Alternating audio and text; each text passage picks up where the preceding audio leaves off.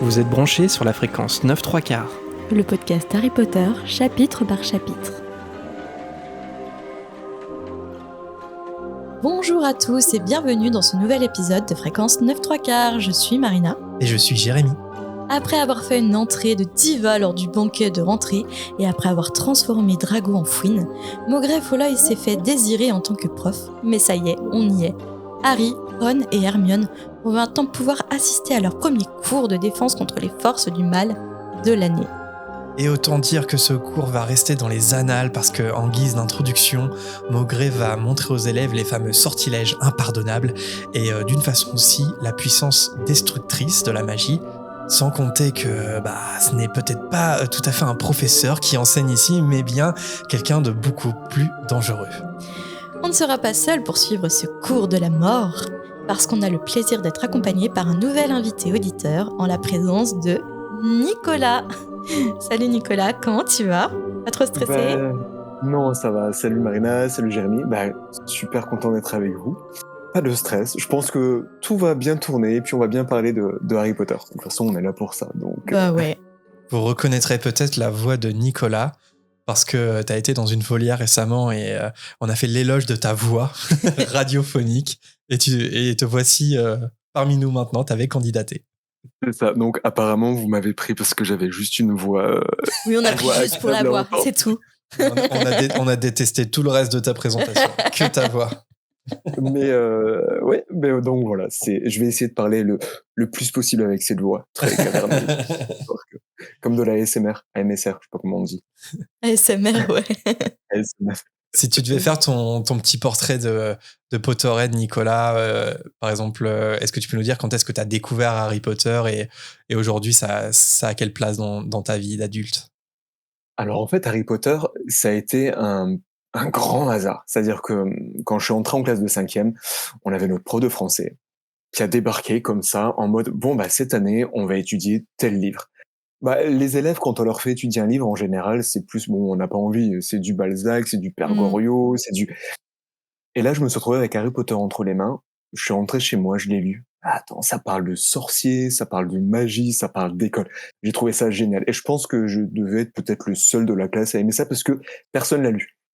Et quand il y a eu le contrôle, quand il y avait le contrôle, j'étais en mode, mais c'est ça la réponse, c'est ça la réponse, c'est ça la réponse. Et après, notre prof nous a dit, mais peut-être ce livre un jour sortira au cinéma. On a tous rigolé, on n'y croyait pas du tout. Et aujourd'hui, voilà. C'était en quelle année ? Après, alors quand j'étais en 5e, je devais avoir 12 ans. Ah oui.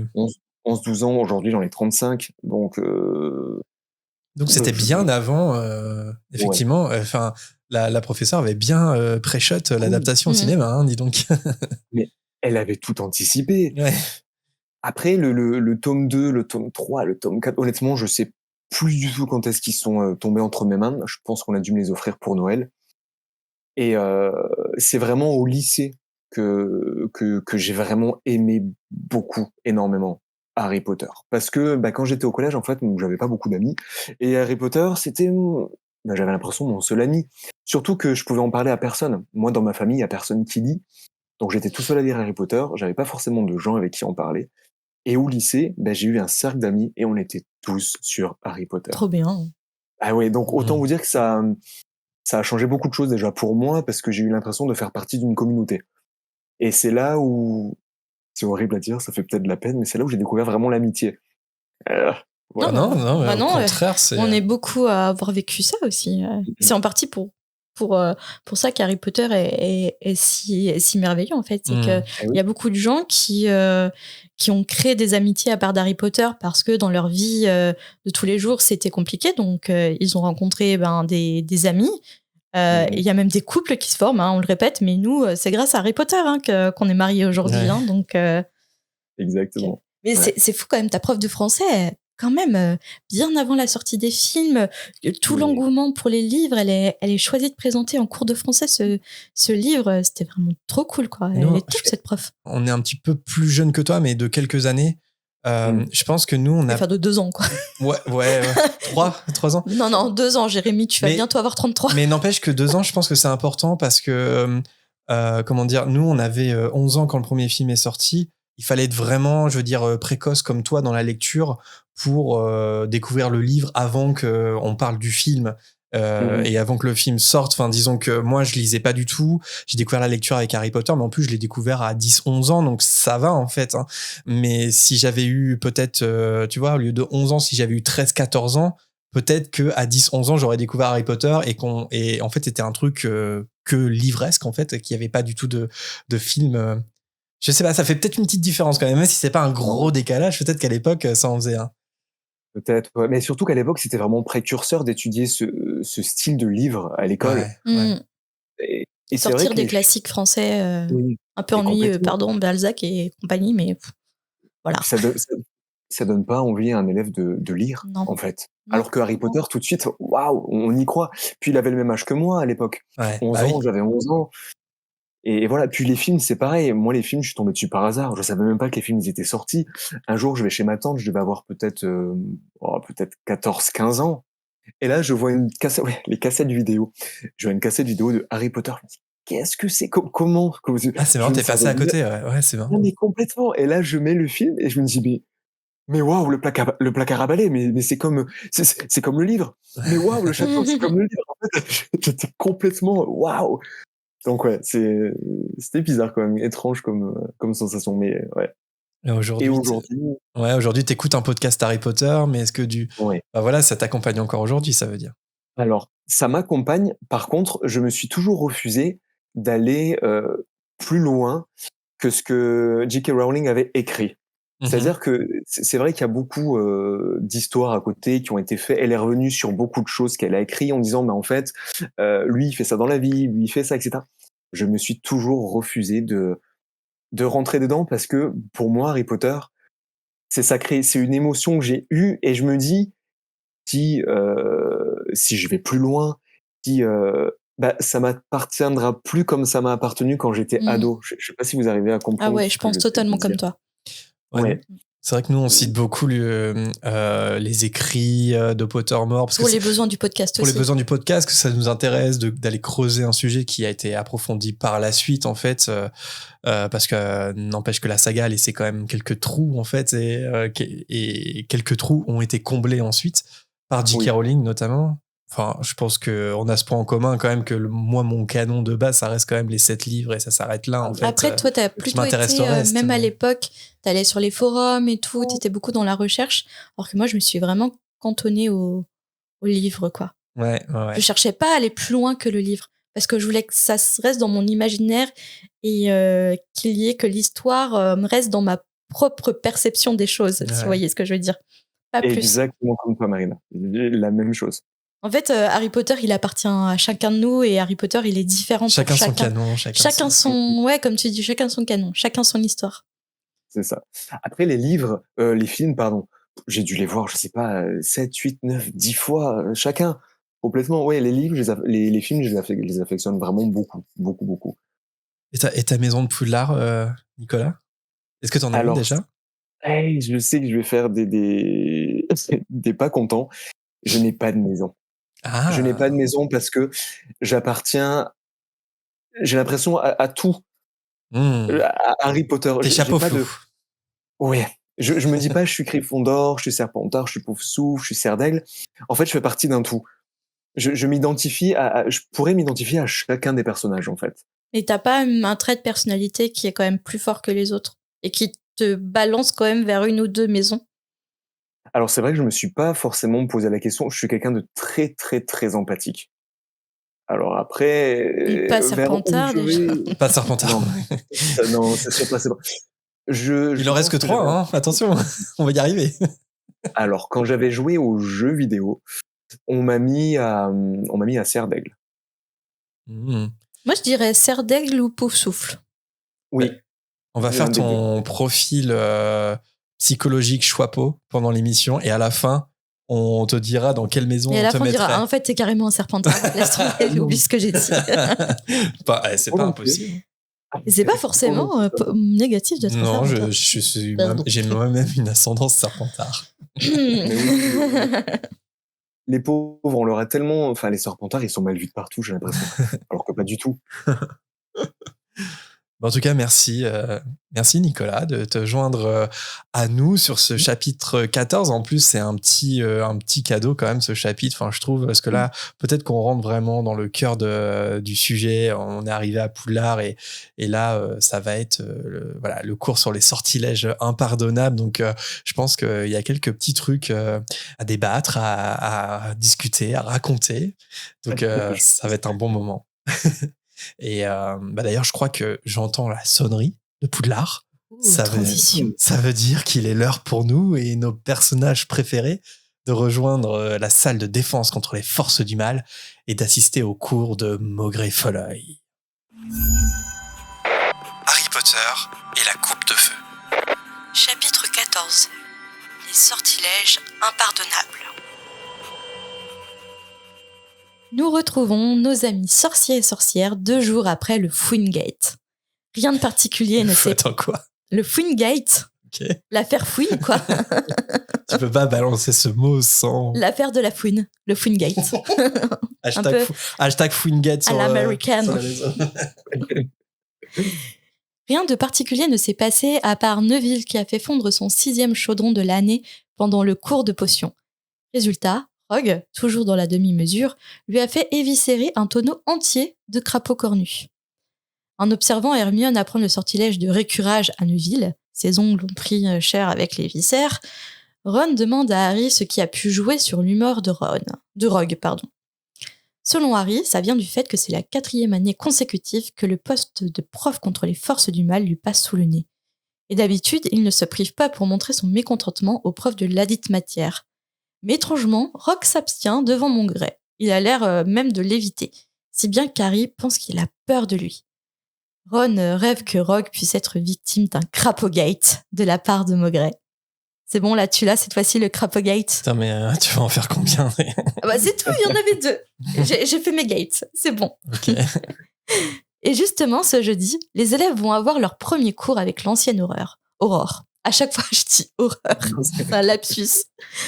Ils sont tellement impatients qu'ils se tiennent en rang devant la salle de classe avant même que la cloche ait sonné. Enfin, pas tout le monde, parce qu'il y a Hermione qui était à la bibliothèque et qui arrive du coup juste avant le début du cours.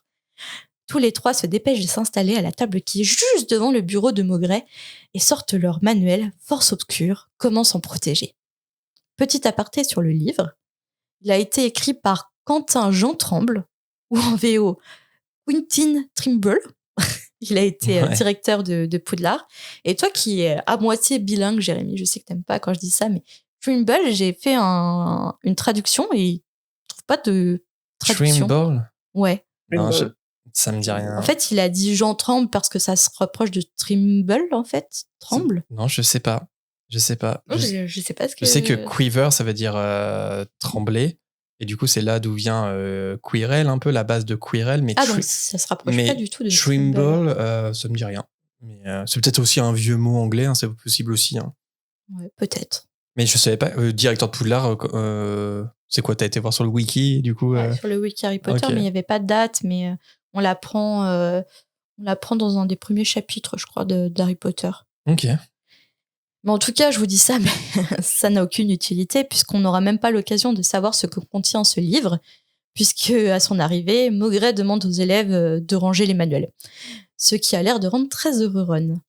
Folleuil commence à faire l'appel, et ce n'est pas n'importe quel appel, puisque de son œil normal, il lit la liste des élèves, et de son œil magique qui tourne dans son orbite, il fixe l'élève qu'il vient d'appeler.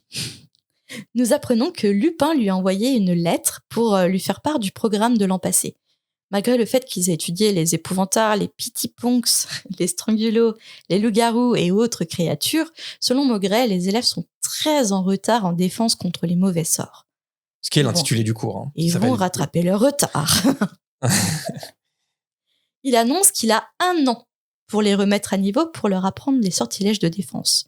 Mais Ron l'interrompt. Il a bien dit 1 an ? Ça veut dire qu'il sera pas là l'année prochaine ? Pourquoi a-t-il prévu de n'être là que pendant une année scolaire ? L'œil magique de Maugrey se pose sur Ron et l'accompagne d'un sourire. Il semble que c'est la première fois qu'on le voit sourire. Je peux juste m'arrêter un petit peu sur le fait que Barty Junior, parce qu'il s'agit bien de Barty Junior, Le spoil. de la part de Maugrey Folleuil, qui a l'apparence de Maugrey Folleuil. Est-ce que c'est une bourde de sa part d'avoir dit qu'il resterait qu'1 an? Ouais. Ouais, tu penses? Bah, je sais pas ce que C'est Nico que c'est en une pense, mais ouais, c'est une bourde. Une bourde de la part de qui? De la part de Barty Cooper Ouais. Jr. pour le coup. Ouais. Et oui, je pense que c'est une bourde. Ouais, c'est forcément mon une avis. bourde. Tu Parce penses que- que ça serait quoi? Parce que après, je sais pas si tu le dis ensuite, mais en fait, parce que Maugrey il répond, bah ensuite, je retournerai à ma retraite. Donc en Mhm. fait, il justifie quand même pourquoi il dit ça. Ouais, mais est-ce que c'est un scénario qu'il a de base, ou par exemple qu'il a déjà dit à Dumbledore qu'il resterait qu'1 an, ou est-ce que il a rien dit du tout et là vraiment il se fait trahir par le fait qu'il sait que de toute façon il restera pas plus d'1 an, quoi. Bah, peut-être qu'il se dit que vu l'âge de Maugrey, il se dit que Maugrey va peut-être partir à la retraite. Donc, comme il fait style qu'il est Maugrey, il dit aux élèves, il reste qu'1 an. ouais, il peut se rattraper en disant qu'il est sorti de sa retraite pour dépanner Dumbledore une année comme Ouais. prof contre les défenses de force du mal. Mhm. Mais pour moi, c'est une boulette. Ouais, je le sens comme une bourde aussi, ouais, c'est vrai. Maugrey reconnaît alors Ron, le fils d'Arthur, qui, comme il le souligne, l'a tiré d'un mauvais pas il y a quelques jours. Et on se rappelle de l'épisode précédent avec l'article de la Gazette du Sorcier. Et en effet, oui, il ne reste qu'1 an, parce qu'après, il va retourner tranquillement à sa retraite. Ouais, voilà, c'est ce qu'on disait. Après un rire rocailleux, il commence son cours sur les mauvais sorts. Alors, selon le programme officiel du ministère de la Magie, seuls quelques sortilèges de défense doivent être étudiés. Les sortilèges interdits ne sont censés l'être qu'à partir de la 6e année. Bien avant, le ministère estime qu'ils sont beaucoup trop jeunes. Alors du coup, ça revient aussi au débat que l'on avait eu précédemment, parce que je me demandais pourquoi Maugrey enseignait ces sortilèges aux enfants, enfin aux étudiants, aux élèves, je vais y arriver. Et ça m'étonne beaucoup que Dumbledore... Ah bah, attendez, oula, je vais trop vite les amis. Attendez, je lis ma phrase et ensuite je reviens à mon débat. Ouais, on en avait parlé, mais là, Cependant, on a l'explication. Dumbledore est d'avis que les élèves sont capables d'en apprendre davantage en 4e année. Ouais. C'est Dumbledore qui a autorisé ce cours. Ah, bien sûr, ouais. Ouais. Et en plus, ça me pose aussi. tombe l'année où c'est un mange-mort qui a pris l'apparence d'un aurore. Enfin, ça me paraît fou. Est-ce que c'est vrai? C'est vrai qu'en fait, on se pose pas mal de questions. Est-ce que c'est vraiment Dumbledore qui a accepté et comme le fait que comment est-ce que Dumbledore il a pas pu être mis au courant qu'il s'agissait en réalité de Compton Junior? Et est-ce que c'est lui qui a validé ses choix? Parce que comme il le dit Compton Junior plus haut, ben c'est Dumbledore qui dit que les élèves ils sont capables d'apprendre beaucoup plus. Mais n'oublions pas que ce sont des élèves de 4e année et qui sont censés apprendre ça en 6e année. Qui se lève aussi une autre question, c'est pourquoi Barty Croughton Junior, il leur apprend cela. Après, je me dis, est-ce que Dumbledore a pas mis l'idée dans la tête de Maugrey parce que Harry se trouve en 4e année et que Dumbledore, il sent que plus les années avancent et plus Harry va se retrouver confronté à Voldemort et qu'il doit apprendre ses sortilèges. En tout cas, on a un élément de réponse à la fin du chapitre avec la lettre de Sirius, où Sirius va dire, ça on le verra tout à l'heure, mais il va dire que y a des éléments bizarres, que la magie noire a l'air de revenir, et que lui sait lire les signes, et que Dumbledore aussi sans doute a su lire les signes parce qu'il a embauché Maugrey Folleuil en tant que professeur de défense contre les forces du mal. Donc je pense qu'effectivement la motivation de Dumbledore, c'est que il sent que le retour de Voldemort est imminent. Il pense, à mon avis, que les élèves de Poudlard doivent se préparer aux forces du mal le plus tôt possible. Et il considère, alors est-ce qu'après la présence de Harry en 4e année joue ou pas, mais il considère que la 4e année, ils sont assez matures pour avoir ce cours. Après, pour revenir à ce que tu disais au tout début, Nicolas, c'est une masterclass de Barty Junior en fait, parce que vraiment il réussit à berner de Albus Dumbledore. Hein. Donc, complètement.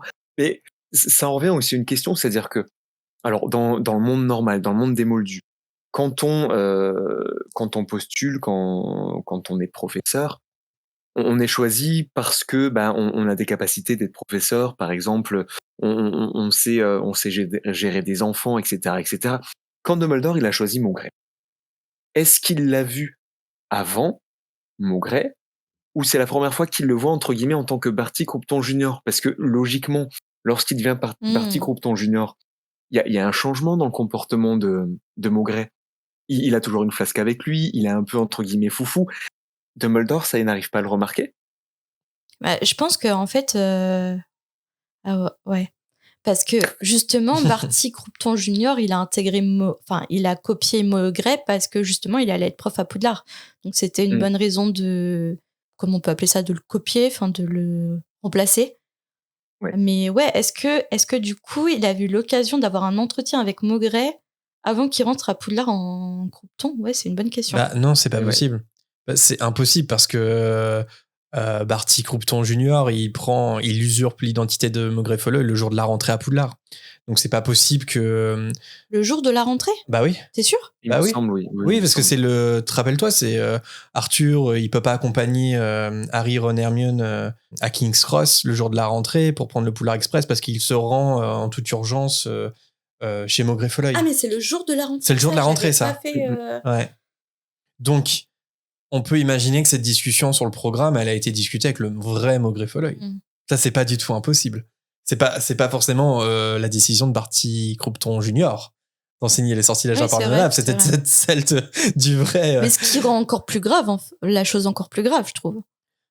Bah, on va en discuter plus tard, mais moi, je compte totalement contre le fait de l'apprentissage de ces sortilèges, même en 6e année. Mais après, quand on va découvrir le véritable Maugrey Folleuil dans le tome 5, moi, pour le coup, je trouve qu'il paraît pas si différent que l'interprétation de Barty Croupton Junior pendant tout ce tome-là. Et si bien que, effectivement, j'imagine très bien le vrai Maugrey Folleuil vouloir enseigner les sortilèges impardonnables dès la 4e année, voire même avant, tu vois. Genre, c'est quelque chose de crédible, en fait.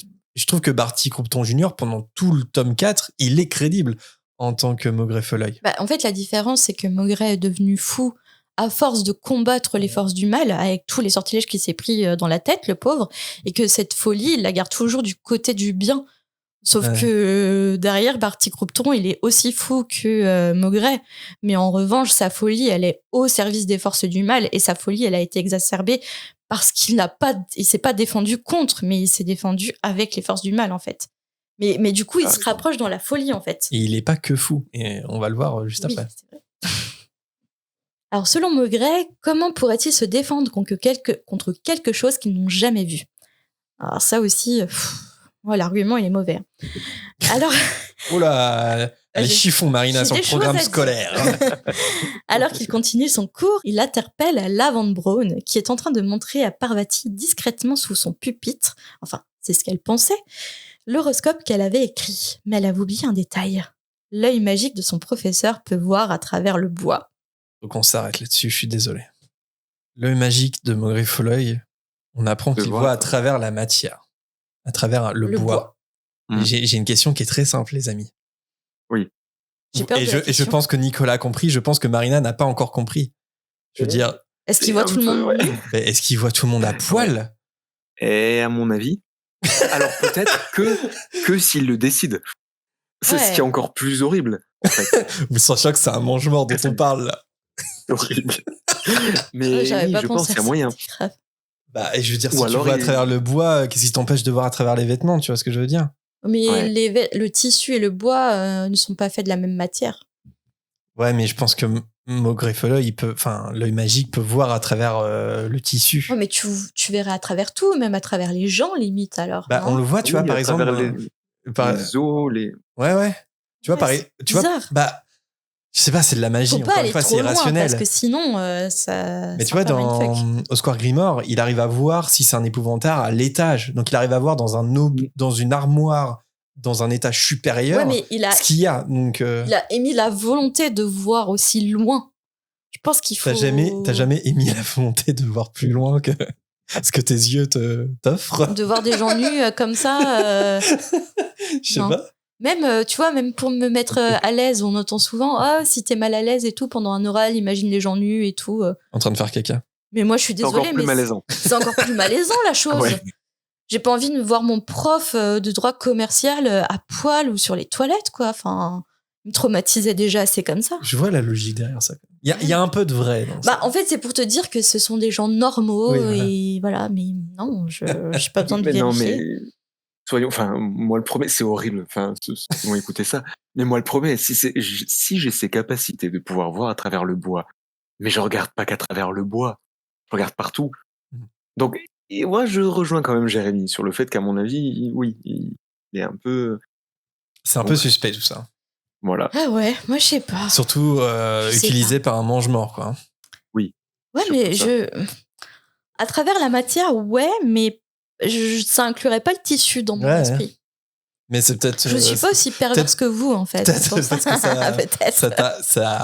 ça t'arrange ou ça te rassure de penser mais ça. Mais laisse-moi dans mon petit esprit pur. Oui, c'est un livre pour les enfants. Bon, c'est vrai. Puis l'entouré d'enfants, donc restons purs, s'il vous plaît. Bah ouais. Donc, avec tout ça, Maugret reprend son cours et demande qui peut lui citer les maléfices que les lois de la sorcellerie répriment avec le plus de sévérité. Mal à l'aise, Ron est le premier à être interrogé. Il cite le sortilège de l'Imperium. Et là, Jérémy, je vais te voler ta petite chronique que tu adores sur l'étymologie. À chaque sortilège, j'ai été chercher les origines de ces sortilèges. Alors, Imperium, ça vient du latin impero, qui signifie empire. L'une des définitions de ce mot est autorité absolue. Et en plus, dans la Rome antique, l'imperium désignait le pouvoir de commander les armées. Donc, ça vous laisse deviner quelles sont les conséquences de ce sortilège, on va dire. Et en effet, Ron a raison. En effet, l'imperium est bien un des sortilèges interdits. Et Monsieur Weasley, son papa, connaît bien ce sortilège puisqu'il lui a donné du fil à retordre au ministère. Sur ces mots, ah là on commence ma partie où j'aime pas. Il sort un bocal en verre qui contient 3 grosses araignées. Alors là, dans ce chapitre, je suis en fait séparée entre une émotion de peur, entre la peur et la tristesse envers les araignées. C'est très contradictoire. Et je suis pas bien. En écrivant le chapitre, j'étais pas bien. C'est de la torture pure. Mais ah ouais, ça fait de la peine, c'est horrible. Ah ouais, c'est de la peine, mais en même temps, j'ai de la peur envers les... En tout cas, le pauvre Ron, je crois qu'il est un peu comme moi parce qu'il est pas très à l'aise et puis je le comprends. Maugret, lui, loin d'être gêné par les araignées, en attrape une et la pose au creux de sa main. Il pointe alors sa baguette sur elle et murmure « Impero ». L'araignée se met alors à se conduire comme une marionnette, faisant un numéro de funambule sous la baguette de Maugret. Tout le monde rigole, sauf lui. Il les remet vite à leur place en leur demandant s'ils aimeraient qu'on les oblige aussi à faire la même chose. Et d'un coup, le calme revient dans la salle. Ce sortilège, c'est le contrôle total. Sous sa baguette, l'araignée peut aussi bien se jeter par la fenêtre, se noyer ou sauter à la gorge d'un des élèves. Comme il l'a dit, ce sortilège a donné du fil à retordre au ministère il y a quelques années, car beaucoup de sorciers et de sorcières ont été soumis à l'imperium à l'époque. Il fallait alors déterminer qui avait agi sous la contrainte. Et ça pose un problème de preuve, tout ça. On parlait de la folie de Maugret Folloy tout à l'heure. Peut-être qu'on a surtout un souvenir du film, parce que là, on voit qu'en fait, dans le livre Maugret Folloy... Il prend pas plaisir à le faire. Ouais, il se contente d'utiliser le sort, alors que dans le film, j'ai souvenir qu'il joue avec l'araignée parmi les élèves et il rigole un peu de façon hystérique. Alors que là, c'est un peu... Non, il n'y a que les élèves qui rigolent et c'est en mode « Ah, ça vous fait rire, vous ?» Et je trouve ça un peu plus fort, en fait. Je trouve que le message passe plus efficacement dans le livre. Oui, j'avoue. J'ai une question, en fait, par rapport à tout ça, les sorts là qu'il est en train de jeter. En fait, je me dis, Barty Croupton Junior, il est censé logiquement se cacher. Logiquement, puisque son but c'est quand même à la spoil de prendre le sang de Harry, etc. Mais là, en fait, il est en train d'apprendre des sorts en expliquant clairement qui il est. Il dit, bah, ce sort-là, l'Imperium, il a donné beaucoup de fil à retordre au ministère. Mais en fait, il parle de lui. Et il fait pareil pour les autres sorts. Et je me dis, mais est-ce que c'est du relâchement de la part de Barty Croupton Junior ou en fait, il se dit, de toute façon, c'est pas grave, je dis qui je suis et ils sont tellement... C'est des enfants, ils ne verront jamais. Bah pour le coup, je pense pas parce que, comme on l'a dit, ça cadre quand même avec Maugret. Ouais. Et oui, en et fait. c'est ça en fait qui est fort et puissant, Ouais, c'est c'est qu'il fou. parle de lui et en même temps, Ça ça passe passe avec Maugret. incognito. Mais oui. C'est dingue. Mm. Ouais, c'est En exactement ce fait, que il pourrait peut se dire. lâcher en étant Maugret. Ah Depuis oui, des années, c'est la première fois limite qu'il peut être lui-même en fait. Ouais. Ouais, c'est non. exactement C'est ça. Je trouve ça incroyable. fort. Ouais, c'est pour ça que même si c'est super balèze de sa part de pas se faire gruger pendant presque un an en Maugrey Folleuil, je pense qu'il a aussi des facilités à incarner ce personnage. Parce que quand il parle Mhm. des sortilèges impardonnables, lui, il les utilisait de façon volontaire, en fait. Et oui. Ça faisait partie voilà, ça fait partie de son panel de sorts. Il attaquait souvent avec ces sortilèges-là. Alors que Maugrey Folleuil, lui, les connaît aussi parfaitement, mais pour d'autres raisons, parce qu'il les combat.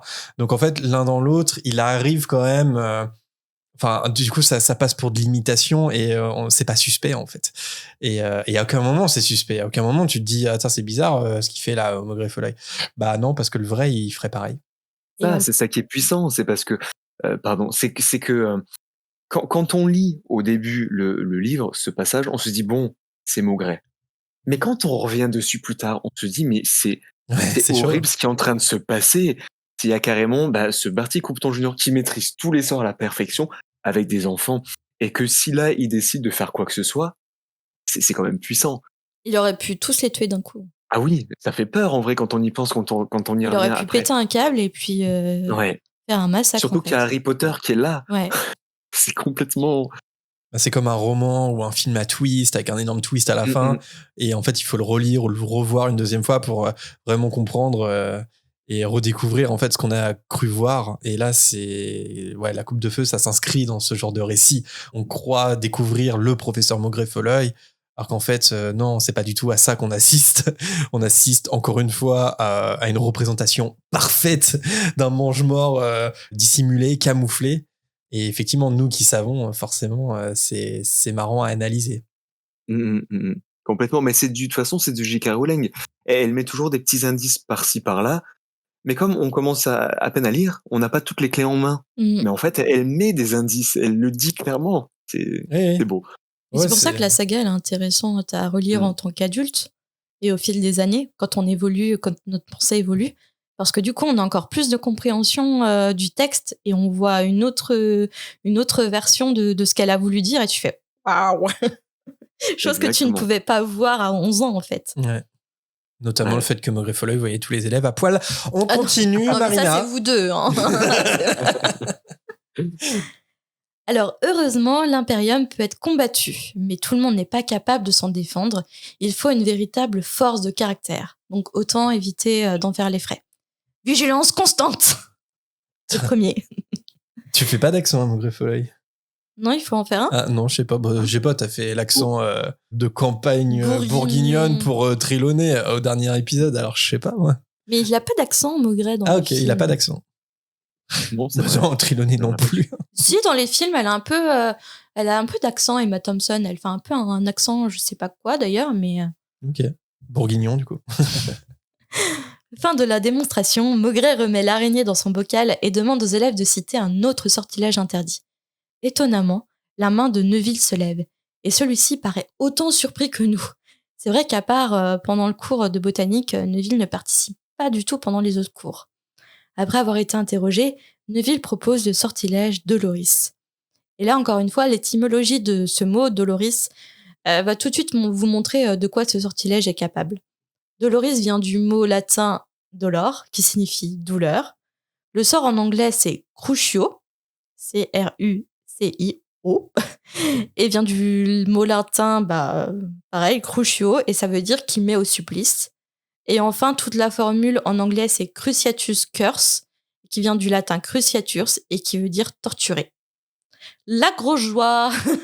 C'est marrant parce que le mot latin qui est utilisé en anglais, Ouais. je pense que donc cruciatus, crucio, je pense que c'est moins évident pour les anglophones parce que j'ai pas l'impression que ça soit quelque chose, un mot, la racine d'un mot qui est utilisé. Je me trompe peut-être. Hein. Alors que nous, Doloris, tout de suite, on voit parce qu'on on voit que c'est la racine de la douleur. Alors, je pense que l'étymologie est pour le coup plus intéressante d'un point de vue anglophone que francophone. Et puis dès qu'il y a du latin, nous, c'est un peu inné, entre guillemets, même quand on oui. n'a pas fait de latin, puisqu'on a une langue latine, mais eux, les anglophones, c'est tout un autre délire avec les c'est anglo-saxon. étymologies latines. Il y a l'origine latine. Il y a beaucoup moins d'origine latine dans leur vocabulaire. Après, on est content de notre Doloris. Ça sonne un petit peu mieux quand même. Crucio, c'est... Crucio, ouais, c'est... Crucio. Doloris, ça veut tout dire. Hein. Oh, Doloris. Tu sais ce qui va t'arriver. Mais... Oui, voilà. Attends, parce que du coup, c'est le sortilège Doloris, mais la formule, c'est Andoloris, hein, c'est ça, hein. Doloris, oui. Ouais, Andoloris, c'est Andoloris. J'aime bien, ouais. Je préfère Andoloris à Crucio, c'est vrai. Maugret lui demande s'il s'appelle Londubat. Mal à l'aise, Neuville confirme. Sans aucune autre question, Maugret prend une autre araignée qu'il agrandit avec un amplificatum pour les besoins de sa démonstration. Une fois fait, il murmure « Andoloris ». Et là, une horrible scène se déroule sous les yeux des élèves. L'araignée subit une véritable torture, si bien qu'Harry est persuadé que si elle avait une voix, elle serait en train d'hurler. Voilà, j'ai l'émotion qui monte. Hermione hurle à Maugret d'arrêter. Bien qu'Hermione est sûrement choquée du traitement fait sur l'araignée, elle est en train de regarder Neville, dont les mains sont crispées sur le bord de la table, jointure livide et les yeux écarquillés de terreur. Et là, plus tard, on va apprendre pourquoi Neville a cette réaction devant le sort et de cette scène qui est tout à fait horrible de base, de toute façon. Bah, quand on sait tout, du coup, c'est une scène qui est extrêmement malaisante. En plus, il a déjà jeté ce sortilège sur un humain. C'est lui qui a torturé ses parents. C'est ça qui est encore pire. Et on voit qu'il le reconnaît. Ah, je me rappelais même plus que c'était Barty Croupton. Il dit « Ah, tu t'appelles Londubat ?» Eh bah, tu vas voir ce que j'ai fait à tes parents, tu vas le voir devant toi, là. C'est horrible comme scène. Ouais, je crois que c'est la scène la plus malaisante de tout Harry Potter. Même s'il n'a pas lancé le Avada Kedavra, il va faire vivre à Harry la mort de ses parents aussi. Ouais. Mais là, je pense peut-être qu'il prend encore plus plaisir Barty Croupton Junior avec Neville, sachant que c'est lui, en fait. C'est lui qui a torturé ses parents, alors que l'Avada Kedavra, il n'a pas essayé de tuer les parents de Harry, c'était son maître. Mais là, c'est lui qui a fait ça, c'est son chef-d'œuvre. Et il le reproduit devant le fils, quoi, devant presque l'orphelin, quoi. C'est terrible hein, comme scène. Hein. C'est vraiment. Je crois que c'est la scène que je trouve la plus dure dans Harry Potter, peut-être. Une des plus dures. Ce chapitre, je trouve, ces scènes-là, des sortilèges impardonnables, je trouve que c'est une des scènes les plus dures dans Harry Potter. Très noire. C'est une scène très noire. Très dure. De toute façon, on se rend compte, Barty Croupton, en plus de voir à travers les vêtements, il fait subir à Neville et à Harry clairement le sort de leurs parents, sous leurs yeux. C'est terrible. À travers les araignées, bien sûr. Mais c'est horrible. Sur ce, le professeur arrête la torture de la pauvre bête et lance un réducto pour la rentrer à nouveau dans le bocal. Ce sortilège, c'est la douleur. Pas besoin d'armes quand on peut jeter un Doloris. Ce sortilège a été beaucoup utilisé aussi à une certaine époque. Et on se demande par qui. Enfin, il demande qui peut lui citer un autre sortilège interdit. Hermione tente sa chance pour la 3e fois. Oui, puisqu'on l'a pas précisé, mais depuis le début, elle lève la main là pour être interrogée. Et cette fois-ci, c'est la bonne. Tout le monde a un peu peur de ce qu'il va arriver à la 3e araignée. Hermione murmure « Avada Kedavra », le sortilège de la mort. Alors, je vais faire un débunkage d'une fausse information étymologique qui a été donnée par J.K. elle-même. Je trouvais cette information dans le wiki, comme toujours. Dans une interview donnée en 2005, ainsi qu'en 2017 dans l'émission Harry Potter aux origines de la magie, J.K. avance que la formule Avada Kedavra serait une incantation araméenne signifiant que la chose soit détruite et qu'il s'agirait de l'étymologie du célèbre Abracadabra. L'information est cependant fausse. Ah bon ? Avada Kedavra ne vient pas de l'araméen, mais de l'hébreu. Ah. Langue dans laquelle Avada Kedavra peut se traduire par « je crée par la parole ». La prétendue origine araméenne d'Abracadabra. T'arrives pas à le dire. Ah la moldu, bouh. D'Abracadabra, j'arrive pas à le dire. Mais vous avez compris, je veux pas dire Avada, mais Abracadabra. Voilà, Abracadabra avait été avancé à la toute fin du 19e siècle et elle a été popularisée tout au long du 20e siècle jusqu'à être également reprise par J.K. Rowling. Mais Abracadabra serait en réalité plus probablement issu du grec abraxas. Et abraxas, et là je suis fière de vous dire que abraxas, ça me permet de faire un crossover avec Charmed, puisque c'est aussi le nom d'un démon dans Charmed, celui qui fait revenir tous les démons qu'elles ont combattus ces dernières années. Voilà. Le Avada Kedavra. Alors honnêtement, je m'étais pas du tout posé la question sur l'étymologie. Je trouve ça hyper intéressant parce que moi, dans ma tête, le Avada Kedavra, ça voulait dire, c'est horrible, je te transforme en cadavre. Ouais, moi Parce que aussi. Eh ouais, on entend le cadavre. Et du Mm. coup, j'étais tout le temps resté là-dessus. Ouais, moi aussi. Mais du coup, ouais, ça peut se traduire par je crée par la parole. Ce qui est moins logique que la chose soit détruite. Bah oui, parce que je crée quoi par la parole, en fait? Bah ouais. La mort, enfin, c'est un peu. Oui. Mais du coup, ça voudrait dire que l'origine hébreu n'a rien à voir avec le mot cadavre, quoi. Non. Ah, je sais pas, j'ai un peu de mal à y croire, mais peut-être que sans doute que c'est vrai. Hein. Et puis, bah, de toute façon, même si l'origine araméenne est juste, que la chose soit détruite, ça n'a pas non plus, en fait, cadavre, ça n'a pas non plus de lien. Mais je pense c'est que c'est que étonnant, des suppositions parce qu'ils savent pas exactement la véritable source d'abracadabra en fait. En tout cas, c'est bien trouvé, même si araméen, hébreu, peu importe quelque part. Mais c'est vrai que j'aime bien le fait que ça soit un peu abracadabra qui sonne avec du cadavre dedans. Abracadabra. Ah, ça y est, j'arrive à le dire maintenant. Abracadabra, ouais. Bon, fatalement, Maugret glisse la main dans le bocal pour attraper la 3e araignée.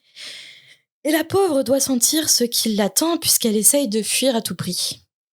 Alors que Maugret lève sa baguette, Harry éprouve un mauvais pressentiment.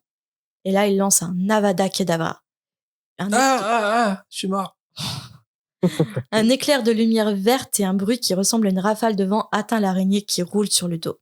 Elle est morte sur le coup. Plusieurs élèves retiennent un cri. Ron, lui, se rejette en arrière et faillit tomber de sa chaise lorsque le corps inerte de l'araignée glisse vers lui.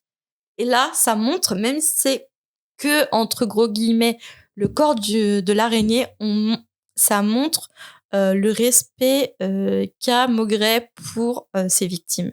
Puisqu'il prend l'araignée et il la jette par terre la balaye de la main, en fait. Et il jette le corps de l'araignée par terre. Tu penses pas que c'est un truc que ferait Maugret Folloy ? Eh ben, là, je pense que non. Ah, je pense que ça montre vraiment le dédain de Barty Croupton Jr. pour ses victimes. Comme quoi, il a pas du tout d'empathie. Faudrait faire une liste, en fait, de toutes les actions de Maugret Folloy en Barty Croupton Jr. Maugret ou ou Barty Maugret approved ou Barty Jr. grugé. Mais à mon avis, c'est clairement ça. Si l'autrice, elle l'a souligné, c'était vraiment pour montrer que en mode je te balaye et point. Encore plus violent. Et justement, ses premiers mots à la suite de cette atroce démonstration, c'est « pas très agréable ». Bah, tu m'étonnes. En effet, pas de possibilité de contrer ce sortilège. Cependant, une seule personne a déjà réussi à survivre à ce sortilège et elle se tient devant lui. Évidemment, c'est Harry qui est le garçon qui a survécu. C'est comme ça que ses parents sont morts. Et justement, ils se demandent s'ils sont morts comme ça, est-ce qu'eux aussi ont épargné à ces blessures ? Parce que ce que remarque Harry, c'est le corps sans blessure apparente de l'araignée. Et du coup, il reporte ça sur ses parents. Et il se demande si ses parents ont vu l'éclair vert, si ils ont senti la mort arriver comme cette bourrasque qu'il a sentie. Parce que 3 ans seulement auparavant, il avait appris que ses parents ont été assassinés. Ensuite, il connaît les détails du soir de leur mort à la suite de ses mésaventures avec les détraqueurs.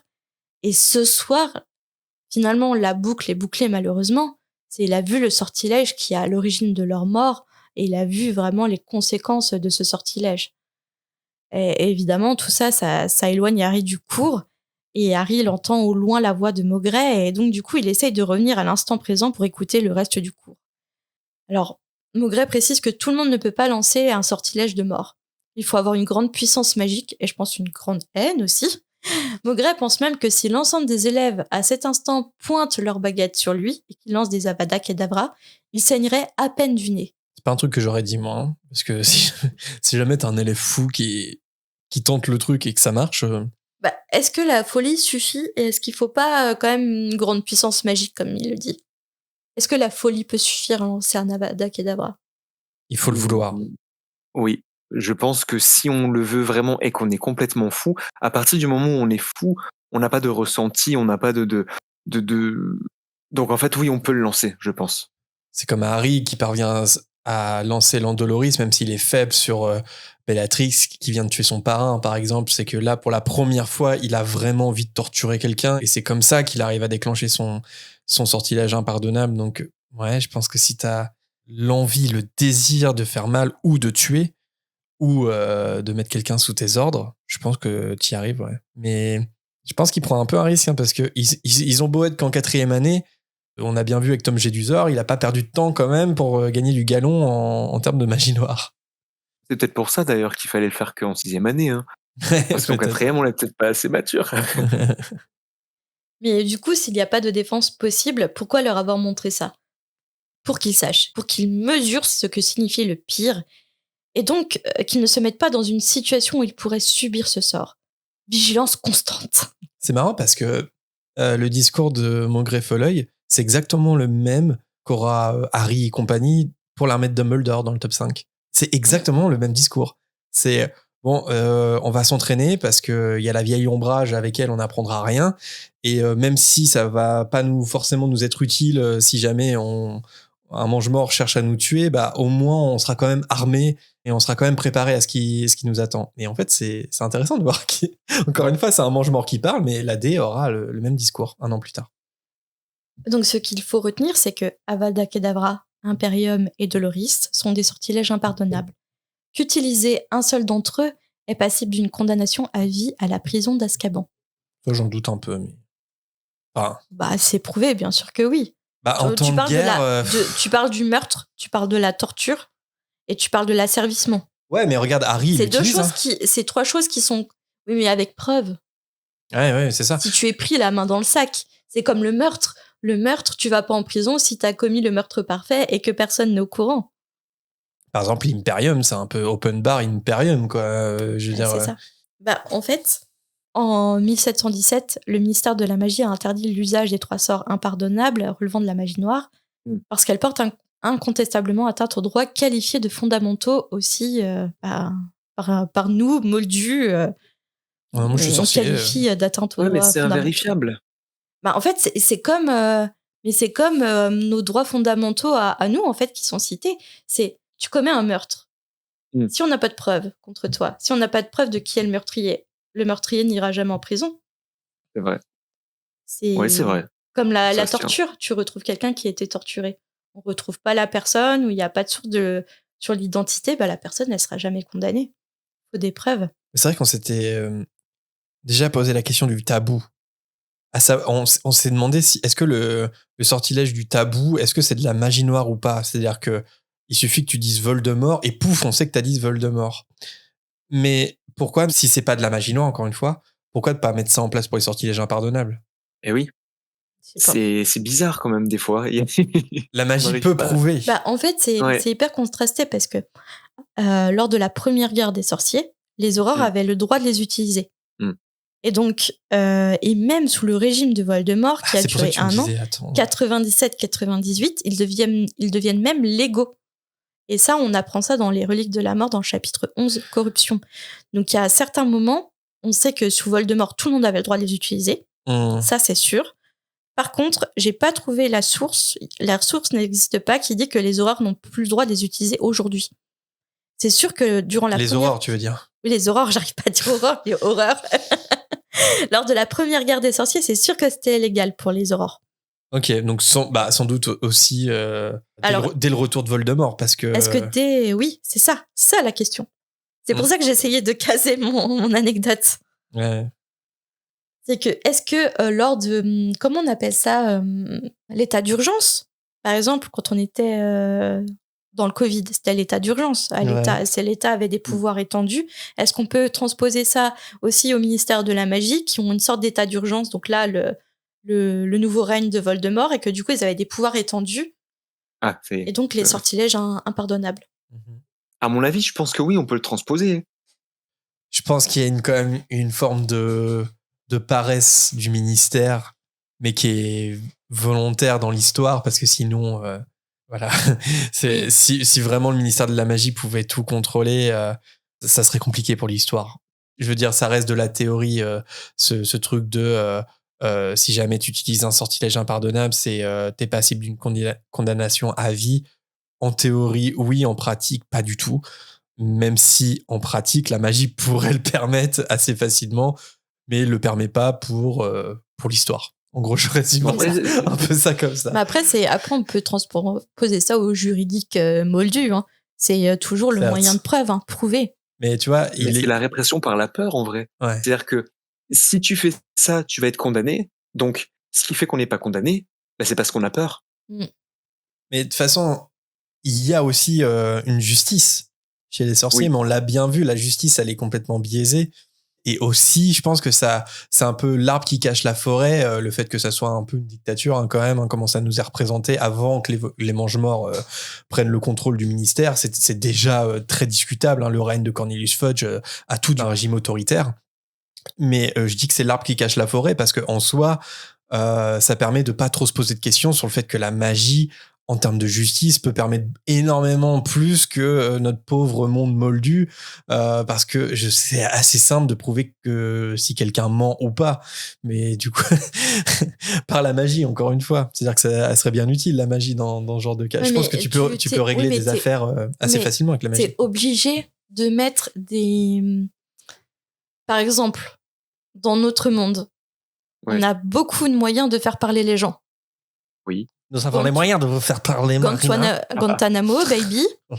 Cependant, c'est pas forcément moral et c'est pas forcément légal.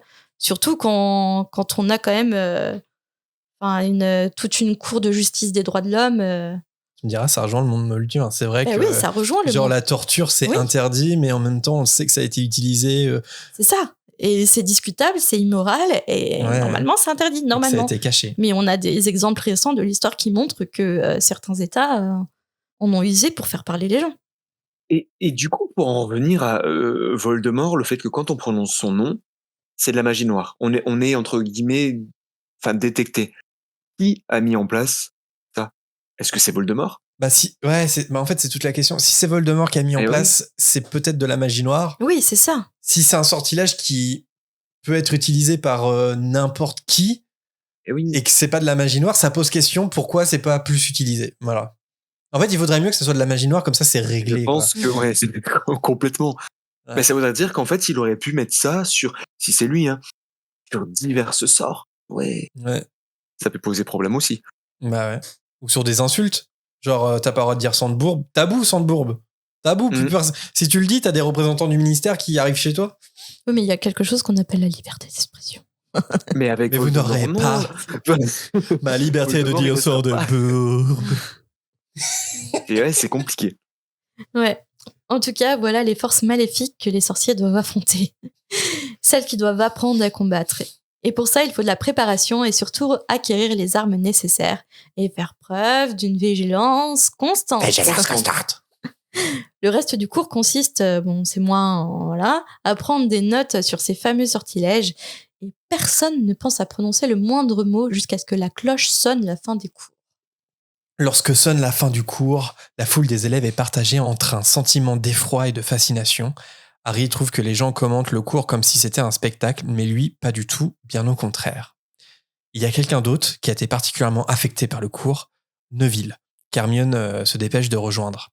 Il a toujours le même air horrifié, et lorsqu'on lui demande si ça va, il répond vaguement que oui, d'un air bizarre.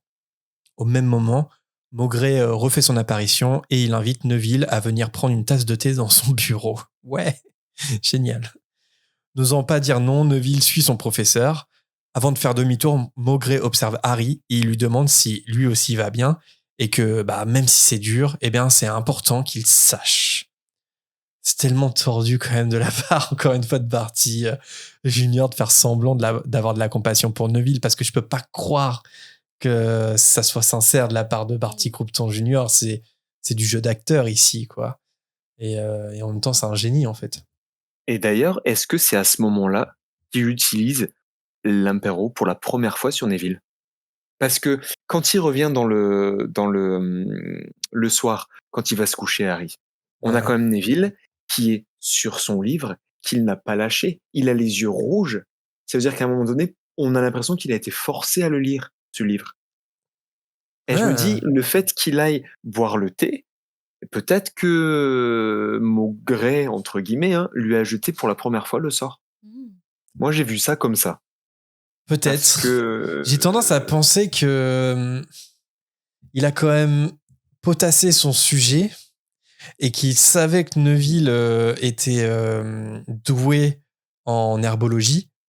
Et c'est pour ça qu'il lui donne ce manuel-là. En fait, il essaie de le tirer en avant en mettant en mettant en avant ses atouts. Ça me fait dire qu'il essaie de jouer la carte naturelle. Il essaie de faire passer ça comme un truc crédible, naturel, pour ceux qui seraient un peu perdus.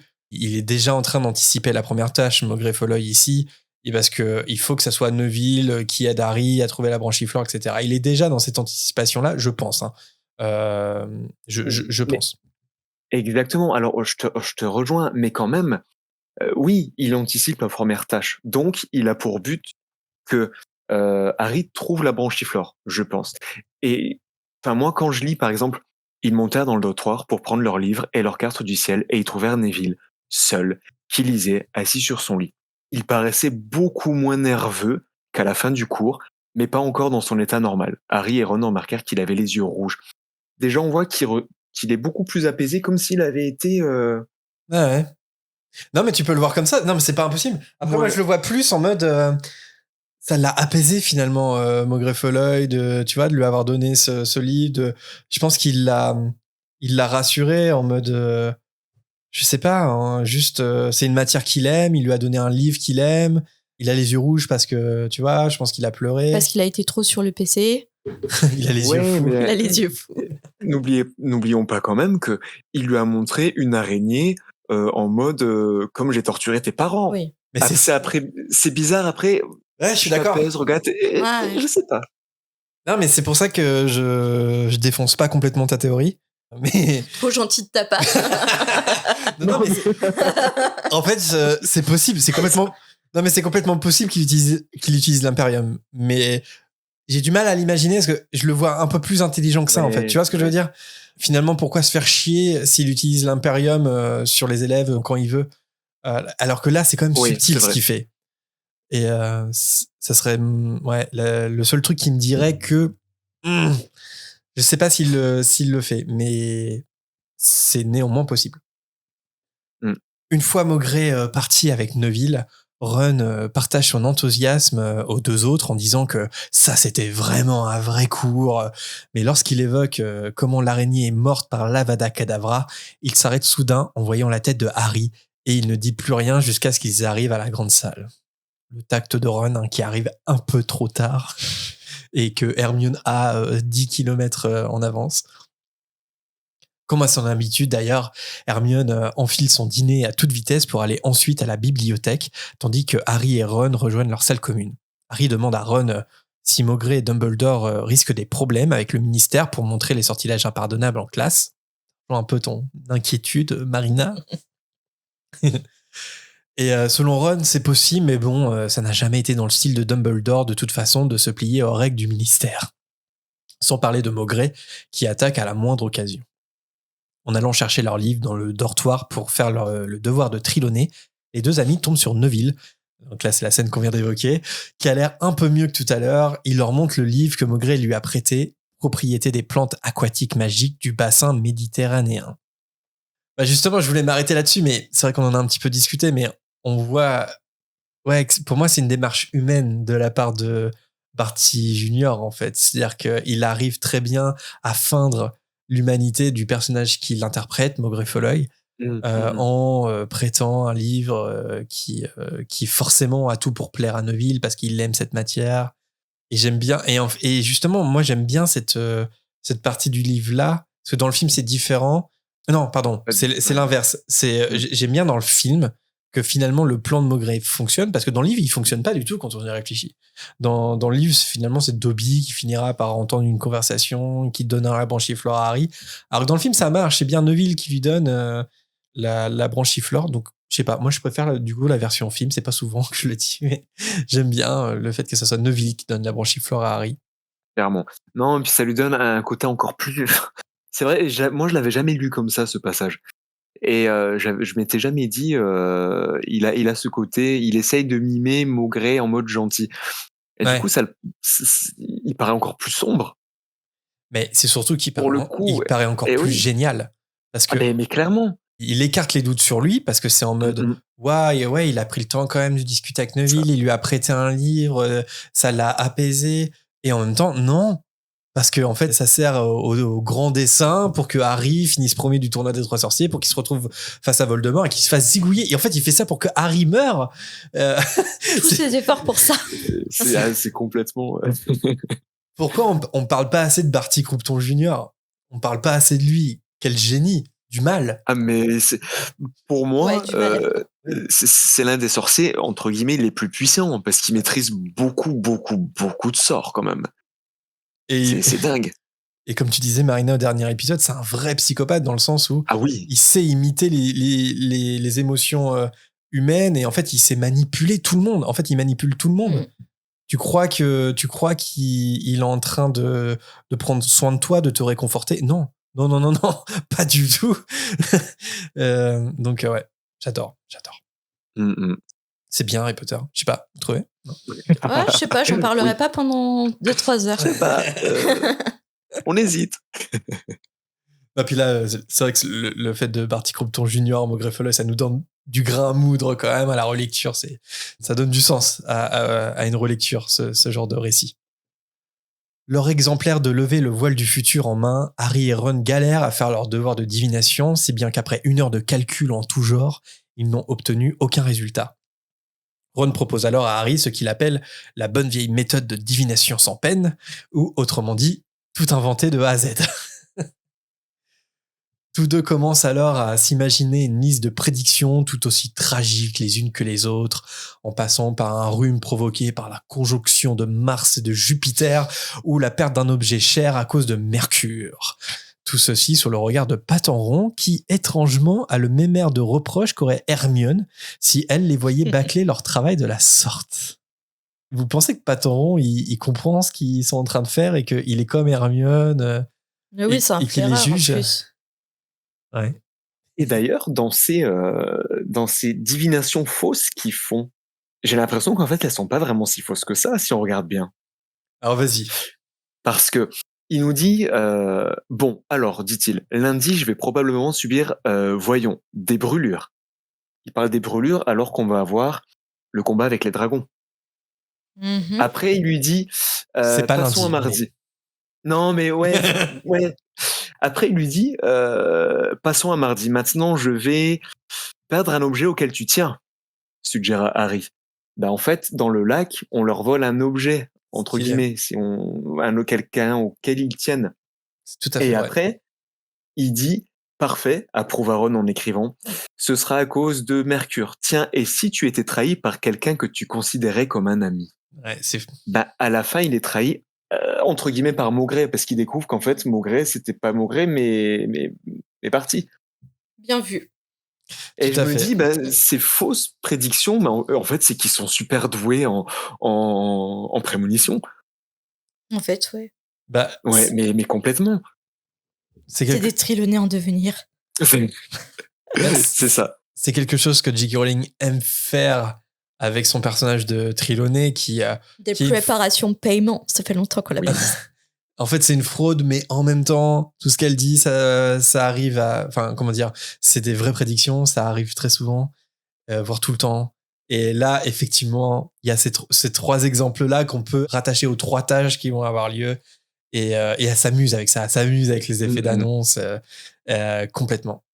Moi, je te rejoins, je pense que c'est complètement volontaire de la part de l'autrice ici. L'heure tardive avançant, les Gryffondors quittent peu à peu la salle commune, sauf Fred et George qui se tiennent discrètement à l'écart, un parchemin à la main, et Harry se dit qu'ils sont peut-être en train de peaufiner leur stratégie pour se porter candidat au tournoi des 3 sorciers. Ou peut-être pas, mais on laissera ça pour plus tard. Là, on a quand même un indice, parce que je crois qu'on entend un des jumeaux dire oui, mais il va avoir... il va sentir qu'on l'accuse si on dit ça. Enfin, voilà. On peut se dire, ok, là, on a quand même un élément pour se dire, ok, il y a un truc louche avec quelqu'un qu'ils accuseraient de quelque chose. Mais qui sait? Se sentant observés, les jumeaux partent et Hermione fait son entrée tenant des parchemins et une boîte. Elle tombe sur les prédictions de Ron, qui vient de finir son travail, entre guillemets, et elle lui fait remarquer qu'il va se noyer 2 fois de suite dans le mois, ce que Ron s'empresse de corriger en mettant qu'il va être piétiné par un hippogriffe déchaîné. Est-ce qu'on peut voir le fait de se noyer par la deuxième tâche ? Je te vois, Nicolas. Complètement. Enfin, moi, je le vois comme ça. Et l'hippogriffe, du coup ? Je sais pas. Le dragon ? Ah ouais. Je sais pas. Non, peut-être non, pas. L'hippogriffe, c'est une mauvaise mention de ce qui arrivait dans le troisième livre avec Buck. Alors du coup, c'est un flashback. Ouais, c'est ça. Alors moi, si vous voulez, je peux vous faire des prédictions au passé. Hein. Moi, il n'y a aucun problème. Je suis super bon pour ça. Hein. Oui, effectivement. Hermione dit à Ron que ça a l'air évident que tout ça est inventé, mais lui se sent offusqué de cette accusation, d'autant que Harry et lui ont travaillé, je cite, comme des elfes de maison. Le tact de Ron. Et là, évidemment, c'était le truc à pas dire. Hermione le regarde d'un air mauvais avant de présenter au garçon ce qu'elle a apporté. Dans la boîte se trouvent justement des badges avec écrit S-A-L-E.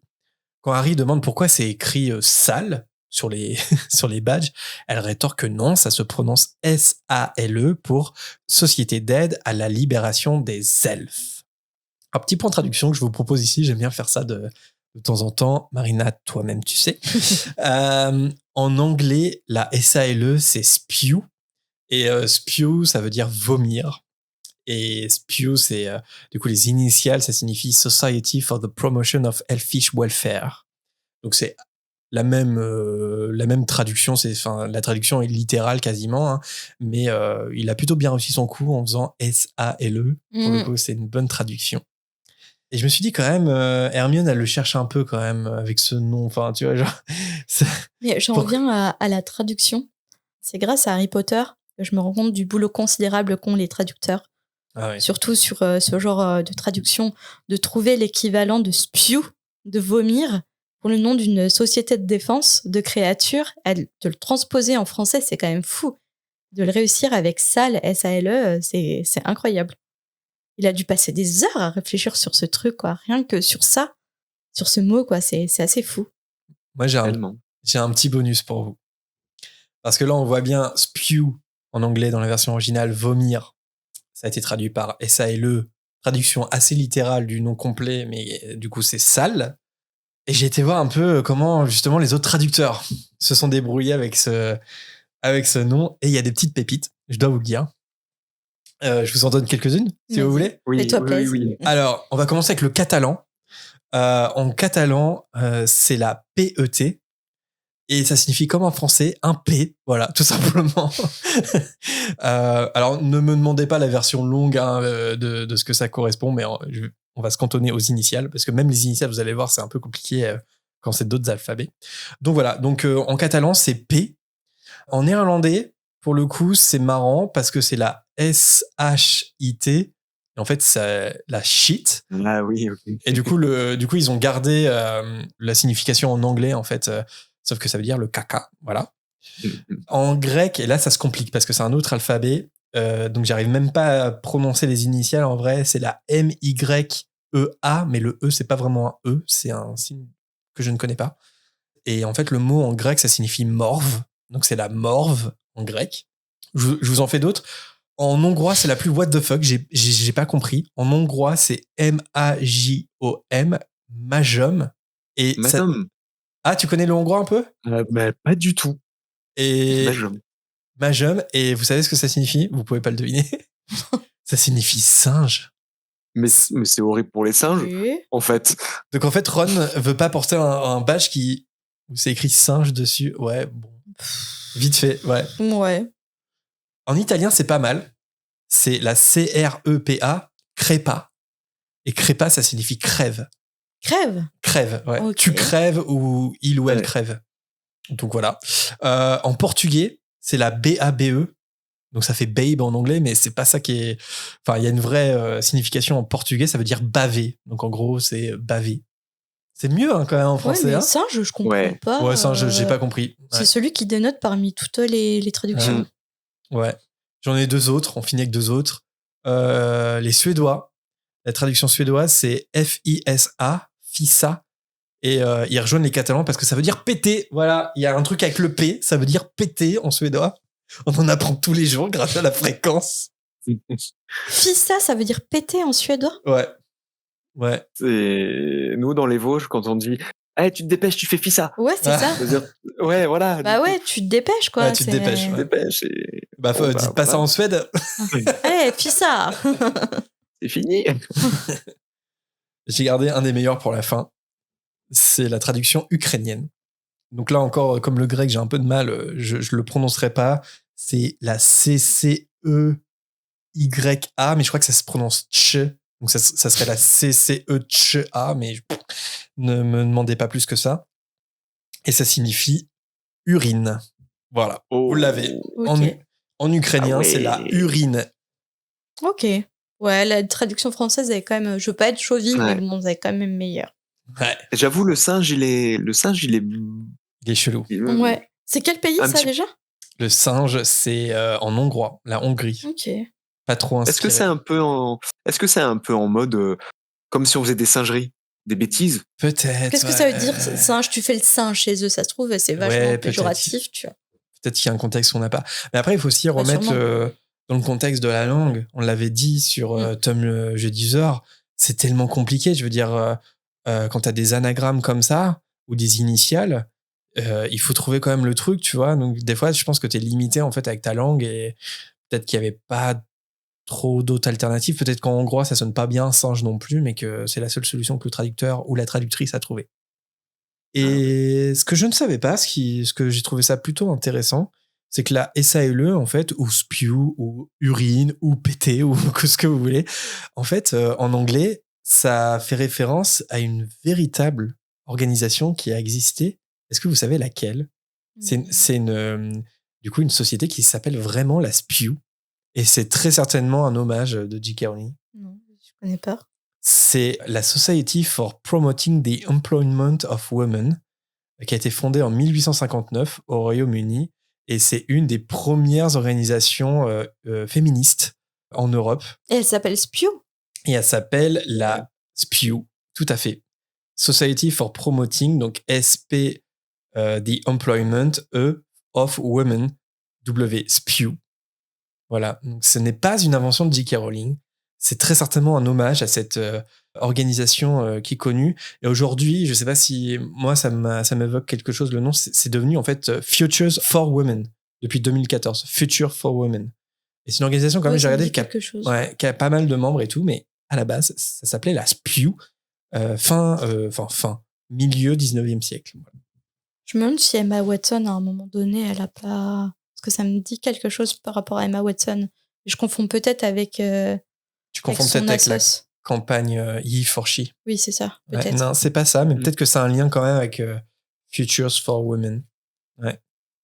On en apprend quand même, hein? Mais oui. Complètement. Dis-nous tout, Père Castor. Raconte-nous une histoire. Bon, tout ça pour dire que ça soit vomir, que ça soit sale, que ça soit le P, que ça soit crève, que ça soit baver, peu importe, c'est pas une super idée de la part d'Hermione, peu importe la langue. Alors, dans le champ lexical, dans le champ lexical du sale. Sale. Du sale. Ah ouais, chaque fois on devrait dire sale. Elle fait du sale, Hermione. Ok. C'est pas un rappeur qui fait. Ouais. Laissons une minute de silence après ça. Hermione explique que c'est une société qu'elle vient de créer et que s'ils la rejoignent, ils seront 3 membres. Mais Ron lui rétorque qu'il est hors de question qu'il se promène avec un badge sur lequel est écrit sale ou vomir ou péter. Hermione répète énervée que en fait ça se dit S-A-L-E. Au début, elle voulait l'appeler Arrêtons les mauvais traitements scandaleusement infligés à nos amis les créatures magiques et luttons pour un changement de leur statut. Mais c'était un peu trop long. J'ai quand même fait le calcul, ça aurait été la AMTSIACMLSCS. J'ai même bégayé là en le disant. Ça fait des gros badges. Ça aurait fait des gros badges. Des badges à 4. Ouais. Hermione explique au garçon que suite à ses recherches à la bibliothèque, elle a appris que l'esclavage des elfes date d'il y a plusieurs siècles. Et l'objectif de leur association est donc de permettre aux elfes d'obtenir des salaires et des conditions de travail normales. Ils devraient aussi avoir le droit à une baguette magique et être représentés au département de contrôle et de régulation des créatures magiques. La première étape, c'est de recruter de nouveaux membres. Ron sera trésorier, Harry secrétaire, et il peut d'ores et déjà prendre des notes car c'est leur première réunion. J'aime bien comment Hermione, elle arrive à tout. s'imposer et tout. Elle a déjà tout prévu. Il est dit que... Ça me fait beaucoup rire, cette description. Dans le texte, il est dit que Harry est partagé entre l'exaspération qu'elle lui inspire et son amusement devant l'expression de Ron. J'aime bien, tu l'imagines bien tourner sa tête de droite à gauche et c'est vrai que c'est assez drôle. Et là, tout de suite, imagine la tête de Rupert Grint. Quand il fait sa tête toute crispée, là, avec ses grimaces, là, choquée. C'est ça. Et Hermione super fière d'elle, tu sais. Mais l'enthousiasme d'Hermione est perturbé par Hedwige, qui vient donner des petits coups à la fenêtre. Elle apporte enfin la réponse tant attendue de Sirius que Harry s'empresse de lire. Dans sa lettre brève, Sirius apprend à Harry qu'il est en train de rejoindre le Nord. Attendez, je reprends ma respiration. Oui, je reprends ma respiration avec les bras. C'est bizarre, mais c'est comme ça. Ça permet de reprendre l'air, là, comme ça, et de le mettre... J'inspire par les aisselles. Dans sa lettre brève, Sirius apprend à Harry qu'il est en train de rejoindre le Nord, car la douleur à sa cicatrice vient s'ajouter à une série d'événements bizarres, et que si ça recommence, il ne faut pas qu'il hésite à le dire à Dumbledore. Parce que visiblement, lui aussi est inquiet, c'est la raison pour laquelle Dumbledore est venu embaucher Maugrey Folleuil par ailleurs. C'est ce qu'on a évoqué tout à l'heure. Après, finalement, bon ou mauvais move de Dumbledore, pas sûr que ça soit un bon move. De toute façon, je pense que le comportement de Dumbledore, ça mérite tout un after-show. Oh oui. Ouais, il y aurait beaucoup à dire, je pense. Ouais. Et il y a tellement des grosses zones de doute encore aujourd'hui sur ce qui sait, sur ce qui sait pas. En tout cas, ce qui est sûr, c'est sur ce qui sait pas, c'est que pendant tout le tome 4, il sait pas que c'est un mange-mort, Maugrey Folleuil. Donc quand on dit oui, le plus grand sorcier de tous les temps, encore une fois, je trouve qu'on oublie Barty Croughton Junior, qui a juste pris du polynectar pendant un an sous le nez de Dumbledore sans se faire gruger, quand même balèze. Harry s'en veut immédiatement d'avoir écrit à son parrain, à Sirius. À cause de lui, Sirius revient se mettre en danger vers Poudlard parce qu'il est inquiet pour lui. La mauvaise humeur de Harry se propage vers Hedwige qui s'en va offensée de ne pas avoir à manger. Je pense à toi, Marina. Pauvre. Non seulement les araignées, elles sont bolossées et elles meurent, et en plus, la pauvre petite Hedwige, elle a même pas son petit miam-miam. Alors là, les animaux, ils prennent cher. Hein. Ouais. Mais ouais, Harry, il est énervé contre Edwige, en fait, là. Et on sait même pas pourquoi, la pauvre. En fait, je pense que la situation l'énerve, le frustre, et du coup, il envoie promener Hedwige, quoi. Alors que... Elle a rien fait. Surtout que elle a surtout fait un énorme voyage. Oui, elle s'est tapée des kilomètres et des kilomètres. Ouais. Et finalement... en fait, elle est super fière d'elle quand il arrive et tout, et lui, il est là, ah, mais dégage. Surtout qu'elle va bientôt mourir. Elle va pas bientôt mourir. Si, quand même. T'as le temps. Hermione cherche à discuter, mais Harry préfère aller directement se coucher, bientôt suivi de Ron. L'esprit agité de Harry l'empêche de s'endormir pendant quelque temps, et l'empêche notamment de remarquer l'absence des ronflements de Neville, qui, lui aussi, peine à trouver le sommeil cette nuit-là.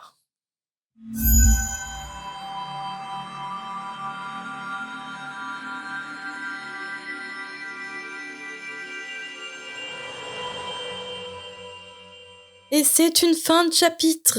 Merci Jérémy et merci Nicolas. J'ai envie de nous applaudir sur cet épisode. Oui. Pourquoi ? Je sais pas. J'applaudis, mais je sais pas pourquoi. J'ai envie de nous applaudir. Okay. Bruitage d'applaudissements de foule en délire. Ouais, wouhou. Pourquoi je fais les bruitages chaque fois moi-même ? Bien. Tu vas refaire la volière ou... Okay. Je vais la refaire. Oui, j'ai bien aimé ça d'ailleurs. J'aime bien. L'encourage pas, Nicolas, l'encourage pas. Nicolas, est-ce que tu as un personnage qui a retenu ton attention durant ce chapitre ? Alors en fait, moi j'étais parti sur un personnage rien à voir, j'étais parti sur Lavender Brown. n'écoute pas du tout, mais alors pas Non. du tout Maugré, alors que Oui, c'est Maugré, il vrai. est défini comme quelqu'un de charismatique. Mais elle est en mode, c'est pas grave, je fais autre chose. La la Et je la trouve la ça, la. mais ouais! Et je trouve ça puissant, en fait. Je me dis, mais c'est pas possible. Du coup, ouais, ça m'a marqué. Et ça se trouve, elle continue avec sa pote et son horoscope pendant qu'il fait les pires trucs avec les Ah araignées. ouais! Mais peut-être, ouais. Non, Et c'est et ça que puis j'ai tu aimé. vois, ce qu'elle m'a dit, c'est que par rapport à Harry, elle était pas sûre de ses sentiments. Oh my god, qu'est-ce qu'il fait avec les araignées? Enfin bref. Et donc du coup, au chaudron, je la vois totalement faire ça. La prédiction, elle disait qu'en fait, je vais être noyé, mais je sais pas pourquoi, ça m'est tombé dessus. Ouais, mon avis. Je pense à un truc, vous vous souvenez, dans le dernier épisode, que en anglais, Ron, il demande à Luna, est-ce que je peux voir Uranus, ton anus? Et là, mon Griffoloy, il peut voir l'anus de la Mais... Oui, Jérémy. Non mais attends, le chapitre, il est sorti pour tout le monde ou pas? Est-ce que Nicolette, tu Non. l'as entendu le dernier chapitre? Non, je crois, mais il est sorti pour les Patreons. Ouais, il sort. Non, il est pas encore sorti donc publiquement. Du coup, il sait pas, tu lances Pardon. anus, mais il comprend pas pourquoi. Non, mais c'est très bien. C'est très bien, ça me va. C'est le chapitre précédent où Ron, il demande à Lavande s'il peut voir sa lune, et du coup, il la chambre. Et en fait, c'est comme ça en français, mais en Parce anglais, qu'ils sont en c'est... cours de divination, Ouais. et il y a un truc à propos de la lune, et Ron, il lui balance une mauvaise blague, genre, est-ce que je peux voir ta lune, Lavande? Et dans le livre, il lui dit ça? Ouais. Et en fait, ouais, c'est ça. J'avais jamais Et relevé. en anglais, c'était pas Et en la anglais, lune, c'est en encore anglais, pire. c'est Uranus. Et ça fait C'est Uranus. tellement génial. Ah oui, c'est génial. Waouh, ouais. Ouais, il lance une grosse blague. Tu verras à quand propos t'écouteras de le la lune. chapitre 13, tu Je vas te trouve taper ça des barres. génial, le Et jeu en de mots. anglais, c'est pire, c'est Uranus. Enfin, Eh oui, c'est horrible. c'est pire, mais c'est tellement drôle. C'est tellement, oui. Et toi, Jérémy, t'as retenu un perso? Moi, j'ai un peu réfléchi, un peu galéré, mais finalement, je choisirais Hermione. D'accord, pour la création de la salle. Enfin, Alors, SALE. pas vraiment pour la... Ah. Oui, un peu pour la SALE, mais en fait, c'est surtout pour le comportement qu'elle a pendant le cours de Maugré. C'est elle qui fait arrêter Folleuil, enfin Barty Crompton Junior, quand il torture l'araignée parce qu'elle est en train de voir Neville qui est en train d'être crispé et pas du tout bien. C'est elle qui, tu vois, genre, elle demande au prof d'arrêter, quoi. Et d'arrêter un peu Barty Crompton Junior dans sa folie, justement. Et c'est elle qui va le voir direct après le cours. C'est elle aussi qui lance des petits regards à Harry parce qu'elle a compris aussi que ça avait bousculé Harry ce cours, alors que Ron, pas du tout. Donc j'aime bien sa sensibilité, puis aussi sa sensibilité pour les elfes, oui. Et toi, Marine? Alors, je pense que vous allez deviner. Les araignées. Et... Ah non, Edwige. Non, les araignées. Parce qu'il faut en rendre hommage à ces pauvres araignées. Tout ce qu'elles ont subi pendant ce cours, c'est horrible, c'est de la maltraitance animale, je suis désolée. Il y en a pas, je fais le salut militaire. Il y en a certains devant, parce qu'on a eu des messages à cause de ça, c'est par rapport à notre position sur les animaux et tout, ça saoule certains d'entre vous, je le sais. On a déjà eu des messages par rapport à ça. Mais oui, j'ai de la peine et j'ai de l'empathie pour des araignées. Mais c'est parce que ce sont des êtres vivants. C'est un sentiment contradictoire chez toi, parce que en plus, j'ai t'as la peur, phobie mais j'ai des de la araignées. peine. Oui, mais j'ai peur de quelque chose, mais c'est pas pour autant que je vais torturer ces pauvres animaux. Quand même. Quand même choqué. Il y a personne qui a choisi Maugré avec la prestation qu'il a fait. Barty ouais. En fait, moi, je le choisirais à chaque fois. Je sais que je l'avais choisi sur le chapitre 12, quand il rentre dans la grande salle et tout. Donc, en fait, à chaque fois, avec l'éclair. Effectivement, à chaque fois, c'est un génie. Donc, mais effectivement, je pourrais largement le choisir, c'est clair. Bon, en fait, moi, il me terrifie tellement dans ce... Il a fait tellement des choses horribles. Enfin, c'est tellement horrible ce cours que non, je ne choisirais pas. Mais oui, je pourrais choisir parce qu'il m'a horrifié. On est d'accord que ce qui fonctionne dans un livre et dans un film, si on met Maugré en face de nous, on part en courant. Ouais, non mais c'est terrible. Il fait peur, ce gars. je sais même pas comment ils ont pu rester durant tout le cours. Ah oui. Vraiment. En plus, il est vraiment décrit comme il a un visage difforme. Enfin, c'est vraiment. Ouais. Et puis, même au premier sort, au premier maléfice, le fait qu'il manipule par un maléfice la vie de l'araignée, je sais pas, moi, ça m'aurait mis tellement mal à l'aise que j'aurais dit, mais what the fuck, qu'est-ce que tu fais? Arrête, quoi. C'est pas possible, même si c'est un prof, quoi. J'aurais peur que ce soit moi, je serais parti. Le monde de la magie est bizarre quand même, parce que la première réaction des ados quand ils C'est de voient rire. une araignée danser, c'est de rire. C'est quand même bizarre, non? Je sais pas. Ah, Ouais. quoique. En plus, tu te T'inquiète. doutes qu'elle est manipulée par la magie. Ouais.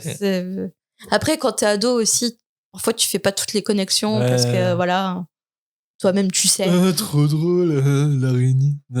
Ah, tous Bah, les ça ados. doit- Ah, nous tous les écoutent, ados ils qui vont- nous écoutent. Eh ils oui. vont adorer ton imitation. Eh, l'adolescence, c'est comme ça que vous parlez. Hein. On va perdre des auditeurs et des auditrices. Hein.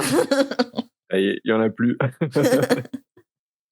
Oui, pardon, tu voulais dire quelque chose, Nico? Non, mais je disais, ce qui est intéressant, c'est que dans les livres, en général, les méchants, ils sont toujours décrits en mode moche, laid, difforme. Et là, en fait, on a ce Maugrey, parce qu'on pense au début que c'est Maugrey, bien sûr, qui est bienveillant, qui est gentil. Et pourtant, il est laid, il est moche, il est difforme. Et Je trouve ça cool. Et c'est l'inverse parce que en plus, Barty Croughton Jr., il est séduisant.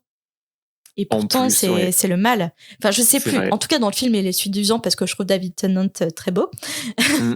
Mais je sais plus dans le livre s'il est décrit comme quelqu'un de séduisant. Je ne Je sais sais plus plus. ça. En tout cas, il a pas un il a un physique type de à la langue. Maugrey, quoi. Physique d'innocent, en tout cas, frêle, Ouais. C'est ça. vraiment insoupçonnable. Et c'est un peu le truc, les gens disent leur voisin a tué 10 personnes et ils disent, mais il disait bonjour le matin, il avait pas l'air d'être un méchant. Mais en même temps, heureusement, non, mais ça serait tellement plus facile si tous les meurtriers avaient un physique de meurtrier, si un physique de meurtrier existait, mais non, ça n'existe pas. C'est pas parce que ton voisin ou ta voisine a un physique de gentillet et dit bonjour que ça va pas être un psychopathe dans la vie, quoi. Je vais faire ma référence hebdomadaire. Mais Maugrey Folloy, est-ce que c'est pas un peu Xavier Dupont de Ligonnès? Putain. Pourquoi Tu penses que là, Xavier Dupont de Ligonnès, il est quelque part avec du polynectar? Ouais. Tu penses vraiment qu'il est encore vivant? Allez, passons. Allez, on passe à la volière avant de se transformer en podcast True Crime.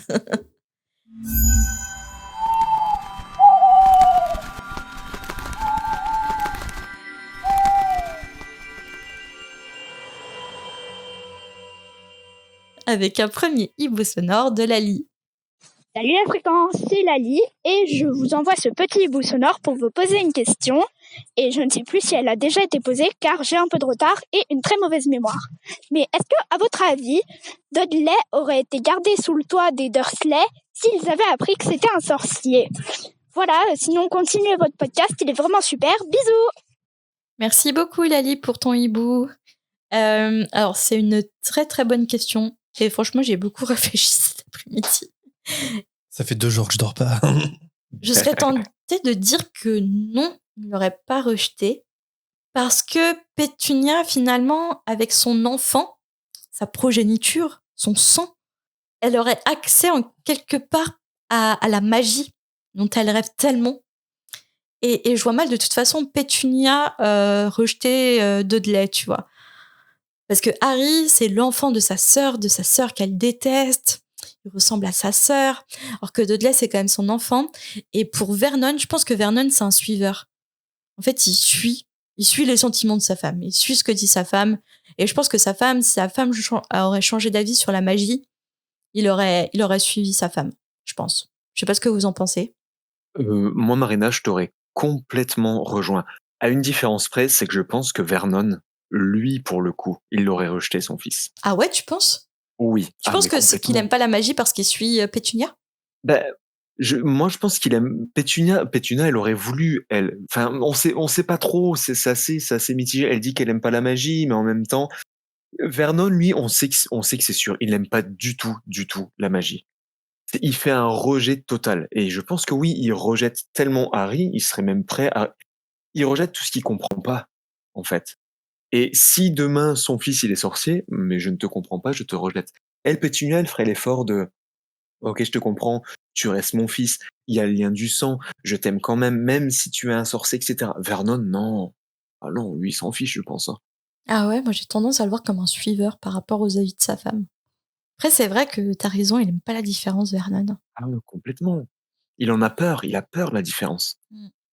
Ouais, et par rapport à ce que tu dis, Marina, sur est-ce que Vernon est un suiveur ou pas, il y a quand même une scène qui me vient à l'esprit. c'est la prise de bec du tome 5 où Vernon, suite à l'attaque du détraqueur sur Dudley, il hurle à Harry de quitter la maison, il lui dit dégage dehors. Et c'est là que Pétunia elle reçoit l'aveuglante de Dumbledore. On sait pas que c'est Dumbledore, mais on le saura après coup. Et Dumbledore lui dit rappelle-toi ma dernière. Et en gros, Dumbledore rappelle à Pétunia que Harry ne doit absolument pas quitter le foyer de Private Drive. Et Pétunia dit non, Harry doit rester ici. Et là, Vernon il dit rien. C'est-à-dire qu'il y a un moment, sa femme elle lui dit non. Et c'est pas pour autant, il va pas surenchérir Vernon à ce moment-là pour dire non, il dégage. Donc, effectivement, je le vois un peu. En tout cas, en ce qui concerne la magie, je le vois complètement influencé par Pétunia. Et en plus, parce que la branche de la magie, elle vient de son côté. Lui, Vernon, il a aucun lien familial avec le monde de la magie. Pas qu'on sache, en tout cas.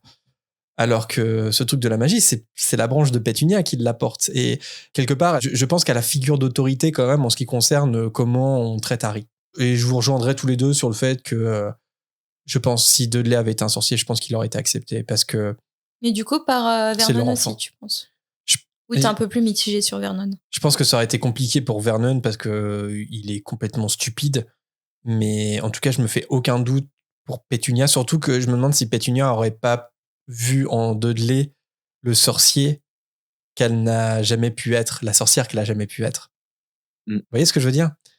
Elle est frustrée de ne pas avoir été une sorcière comme sa sœur et finalement son fils l'est, donc quelque part il y a quelque chose d'accompli derrière ça, je sais pas, il y aurait peut-être une boucle bouclée et j'ai aucun doute sur Pétunia. Vernon, pour moi ça m'a toujours paru étrange cette haine de Vernon, je vois pas d'où elle vient. On sait pas trop, c'est assez caricatural, on va pas se mentir, c'est assez cartoon, etc. C'est aussi là pour faire rire dans les premiers tomes. Enfin, du coup, comme c'est pas trop incarné, vraiment, on sait pas trop d'où ça vient. Je sais pas, mais j'ai du mal à aller voir. Enfin, j'ai du mal à voir Pétunia rejeter son enfant s'il est sorcier, au contraire, et je vois pas Vernon aller à l'encontre totale de sa femme. Non, mais il pourrait pas. Il le dirait clairement. Il dirait moi, je ne l'accepte pas. Ah ouais, mais tu penses? Ouais. Oui, mais par contre, comme Pétunia, parce que c'est Pétunia qui porte la culotte, hein, soyons clairs, c'est elle qui aurait le dernier mot. Donc, Dudley, il resterait. Mais Vernon, il serait quand même mitigé en mode bon, Il moi n'aurait je pas le comprends développé la même pas. relation. Ouais, la relation aurait été complètement différente. Mais Dudley, il serait resté quand même dans la maison. Après, tu penses pas que cette haine du monde de la magie, c'est peut-être mon headcanon là que je me fais, hein. Est-ce que ça vient pas de Pétunia elle-même, en tout cas de ce que Pétunia a pu raconter à Vernon, parce que c'est tellement une moldue frustrée qu'elle lui a raconté, bah voilà, ma sœur c'était une sorcière et, Oui, mais et elle a fini mal, de toute façon c'est tous des gens bizarres, et c'est là où en fait Vernon, je pense qu'il a un volet complètement raciste, et c'est en mode ah bah oui, c'est des étrangers, c'est de la racaille, voilà, et je pense qu'elle lui a monté le bourrichon en fait, et comme Vernon est un con de base, désolé de le dire comme ça, bah du coup ça, voilà, il s'est créé ce discours-là en lui, mais ça vient à la base de Pétunia en fait. Ouais, mais du coup, comme tu dis qu'il a d'autres qualités entre guillemets. S'il n'accepte pas la différence, du coup, est-ce que la magie, entre autres, comment dire, il n'accepte pas toutes les différences du coup. Donc la magie, finalement, ça rentre dans son. J'arrive pas à m'exprimer, mais il y a plein de choses qu'il ne supporte pas dans la vie. Comme tu dis, ça rentre dans sa xénophobie parce que Pétunia lui. Je pense que Vernon, il est raciste, il est homophobe, toutes ces conneries-là. Je l'imagine bien comme ça. Oui. Et donc, du coup, la magie, ça rentre dans sa logique de ne pas accepter les gens différents, quoi. Mais Jérémy, après tout, est-ce que c'est pas normal? C'est-à-dire que Pétunia, peut-être qu'elle a raconté des trucs horribles, mais en même temps, elle a quand même, enfin, je pense qu'elle lui a raconté que sa sœur est morte à cause de la magie. Et c'était pour ça que Vernon, il a une crainte, une horreur de la magie. Il se dit, la magie, bah, ça engendre peut-être la mort. Et au final, ça fait peur. Au final, je n'accepte pas, je ne veux pas ça. Je sais pas, peut-être que je vais loin, je sais pas trop, mais en tout cas, comme dit Marina, oui, il est dans le refus de tout. Et puis en plus, c'est une différence, mais une différence qu'il n'a pas, quoi. Parce que la magie, ça peut être perçu comme un don. tu peux faire des choses extraordinaires avec la magie, des choses qui dépassent l'entendement, et donc du coup tu n'y as pas accès. Alors que lui, je pense qu'il se pense supérieur à bien d'autres gens et pratiquement à tout le monde, je pense. Et donc du coup ça le vexe d'autant plus qu'il n'a pas ce don et qu'il ne peut pas accéder à ce monde, lui, Vernon, qui pourtant est supérieur à tout le monde. C'est l'inconnu. Il est frustré. L'inconnu fait peur, en fait. Et si t'as pas l'ouverture d'esprit de t'y intéresser, tu t'arrêtes à la peur, à la crainte et au rejet. Je pense que le rejet de la magie aussi, c'est l'envie. T'as pas accès à ce monde, ça t'embête. Ah bah Pétunia, elle est à fond là-dedans. Elle rejette la magie parce qu'elle y a pas eu accès. Mais oui. Et donc du coup, c'est plus facile de détester que de te dire bah voilà, il y a ce monde merveilleux qui existe et toi tu es en dehors parce que tu n'as pas de ces pouvoirs. Donc il vaut mieux épouser un gros con et rester. Voilà, Lali, j'espère qu'on t'a donné quelques éléments de réponse, même si Désolé, on n'a pas été très, très poli dans cette réponse. Même si c'est un débat, oui, on a dit beaucoup de gros mots. Mais voilà, on n'est que des moldus qui disons des gros mots. On passe au prochain hibou sonore. Il nous a été envoyé par Anaëlle. Salut la fréquence, je m'appelle Anaëlle, j'ai 9 ans. Je voulais vous envoyer ce hibou sonore parce que j'avais une petite question. Dans quelle maison est Cornelius Fudge ? Voilà, vous êtes trop cool, continuez comme ça, je vous adore. Merci Anaëlle. Alors, on va te décevoir tout de suite parce que on ne connaît pas la maison de Cornelius Fudge. Ça n'a pas... Non, dis-moi pas que t'as trouvé un truc. J'ai trouvé aussi un truc. Il est pas Gryffondor ? Ah non. J'ai cherché partout, j'ai rien trouvé. Moi, j'ai vu qu'il était Gryffondor. Attends, j'ai vu ça où ? Donnez-moi votre source, les amis. Vous savez ce que j'ai trouvé ? Moi, j'ai trouvé Serpentard. Ah. Où ça ? Ce qui me paraissait complètement Serpentard, dingue. pardon. Oui, Serpentard. Alors, où ça ? Oui. Alors, j'ai plus la source, désolé. Attends. Parce que d'après le wiki anglophone, qui est quand même l'énorme Bible, la maison n'est pas connue. Et donc, j'ai tendance à penser que si le wiki anglophone dit que c'est pas connu, c'est que c'est pas connu. Mais peut-être qu'il se trompe pas. Mais il se trompe rarement. Tu sais, c'est quoi ma première source ? Non. Ça va être un site obscur. Celebrity.fm. Voilà. Non, Mais je pense qu'on a dû voir le même truc, Marina, parce que j'ai vu exactement pareil sur Serpentard. Je suis quasiment sûr qu'il n'y a aucune source officielle qui... en tout cas, rien d'officiel sur la maison de Cornelius Fudge. Ça n'a pas été mentionné par J.K. Rowling. Il n'y a rien dans l'univers étendu dit officiel qui est venu poser une maison sur Cornelius Fudge. Donc, attends, je suis sur parcel.fandom.com wiki. Oui, je crois que c'est là-dedans que j'ai vu. Et là, il y a House, Slytherin House. Parcel, mais c'est quoi, là que j'ai parcel ? Attends. Mais est-ce que c'est sourcé ? Je sais pas ce que ça veut dire, parcelle. Et est-ce que sur ce wiki, c'est sourcé ou pas ? Est-ce que tu as une note de bas de page ? Je pense que si. Community Canton. Ou peut-être que c'est un non, c'est pas sourcé. C'est peut-être un headcanon des fans, mais je peux vous assurer qu'il n'y a aucune source officielle. Ça me paraît dingue parce que je l'ai vu et j'étais étonné quand même. Après, moi, ça me choque pas. Eh ben, moi, je vais vous surprendre peut-être. Je le vois pas Serpentard. Ah ouais ? Et ben, je l'imagine bien un cerf d'aigle. Et pourtant, vous savez que je suis un cerf d'aigle et que ça me fait pas forcément plaisir de le dire, mais je l'imagine bien un cerf d'aigle. Je vais vous dire pourquoi. Je l'imagine bien un cerf d'aigle dans son respect étroit de la loi, son attachement au pouvoir, son attachement au contrôle aussi, et son image, maîtriser son image. Il y a un peu de Gilderoy Lockhart chez Cornelius Fudge. Je suis en train de chercher une source pour Serpentard. Et là, je vois sujet. Macron, il serait dans quelle maison dans Harry Potter ? Sur le forum jeuxvideo.com. Mon débat préféré. Oui, là, ils disent... Trié en maison Serpentard à Poudlard, Fudge épousa plus tard Amaryllis Fudge et poursuivit une carrière au ministère britannique de la magie. Si ce n'est pas sourcé. Je sais pas d'où ça sort. Voilà, Faites attention aux sources sur Internet. Oui, non, moi complètement. Mais voilà. Non, mais après je me trompe peut-être qu'il y a un truc qui m'échappe, mais en tout cas sur ces sites-là, si c'est pas sourcé, c'est que. Qu'est-ce que t'as contre celebrity.fm ? Qu'est-ce que t'as contre Télésédur ? Closer.fr. Attends, est-ce que je citerai pas une de tes sources pour toi ? Non. Voilà, moi je le vois bien à Serre d'Aigle, mais dans le mauvais côté de ce que peuvent avoir les Serres d'Aigle. Et voilà, je sais pas dans quelle maison vous le mettriez. Bon, moi, Serpentard, celui-là. Oubliez Serpentard. Honnêtement, moi, Serpentard, ça m'allait très bien. Ah, ok, ouais. ok. Tous les politiques sont à Serpentard. Moi, je trouve. Mais de tous bords, hein. moi, je vais vous dire, mais... je le trouve pas assez ambitieux pour être à Serpentard. Attends, t'es pas ambitieux quand tu deviens Premier ministre? C'est un petit Serpentard, alors. T'as une petite ambition quand même pour devenir Premier ministre. Tu deviens pas Premier ministre par hasard. Mais par exemple, pour moi, c'est plus une chief molle qu'un ambitieux. Hein. Attends, tu peux être ambitieux et chief molle. Hein. Puis déjà, chief molle, depuis... c'est pas utilisé depuis 800. C'est quoi cette expression? C'est une maison que je viens d'inventer à Poudlard. C'est les chief molles. Putain, ça veut rien dire. Je me mets dedans. Quand j'étais petite, je croyais que c'était chips molle. Oh, c'est mignon. On va passer au prochain goût là. Mais en plus, chips molle, ça c'est bien. Enfin, je trouve que c'est une bonne expression aussi, une chips molle. Tu te moques de mon Porto Ricard, mais tu pensais qu'on disait chips molle. Bah oui, je disais chips molle. Oh my god. Je trouve ça plutôt mignon. Ouais, c'est mignon, c'est mignon. Bon, sur cette question d'Anaël qui a fait grand débat et qui ont dévoilé les sources de Nico et moi, nous passons au hibou sonore de Johanna.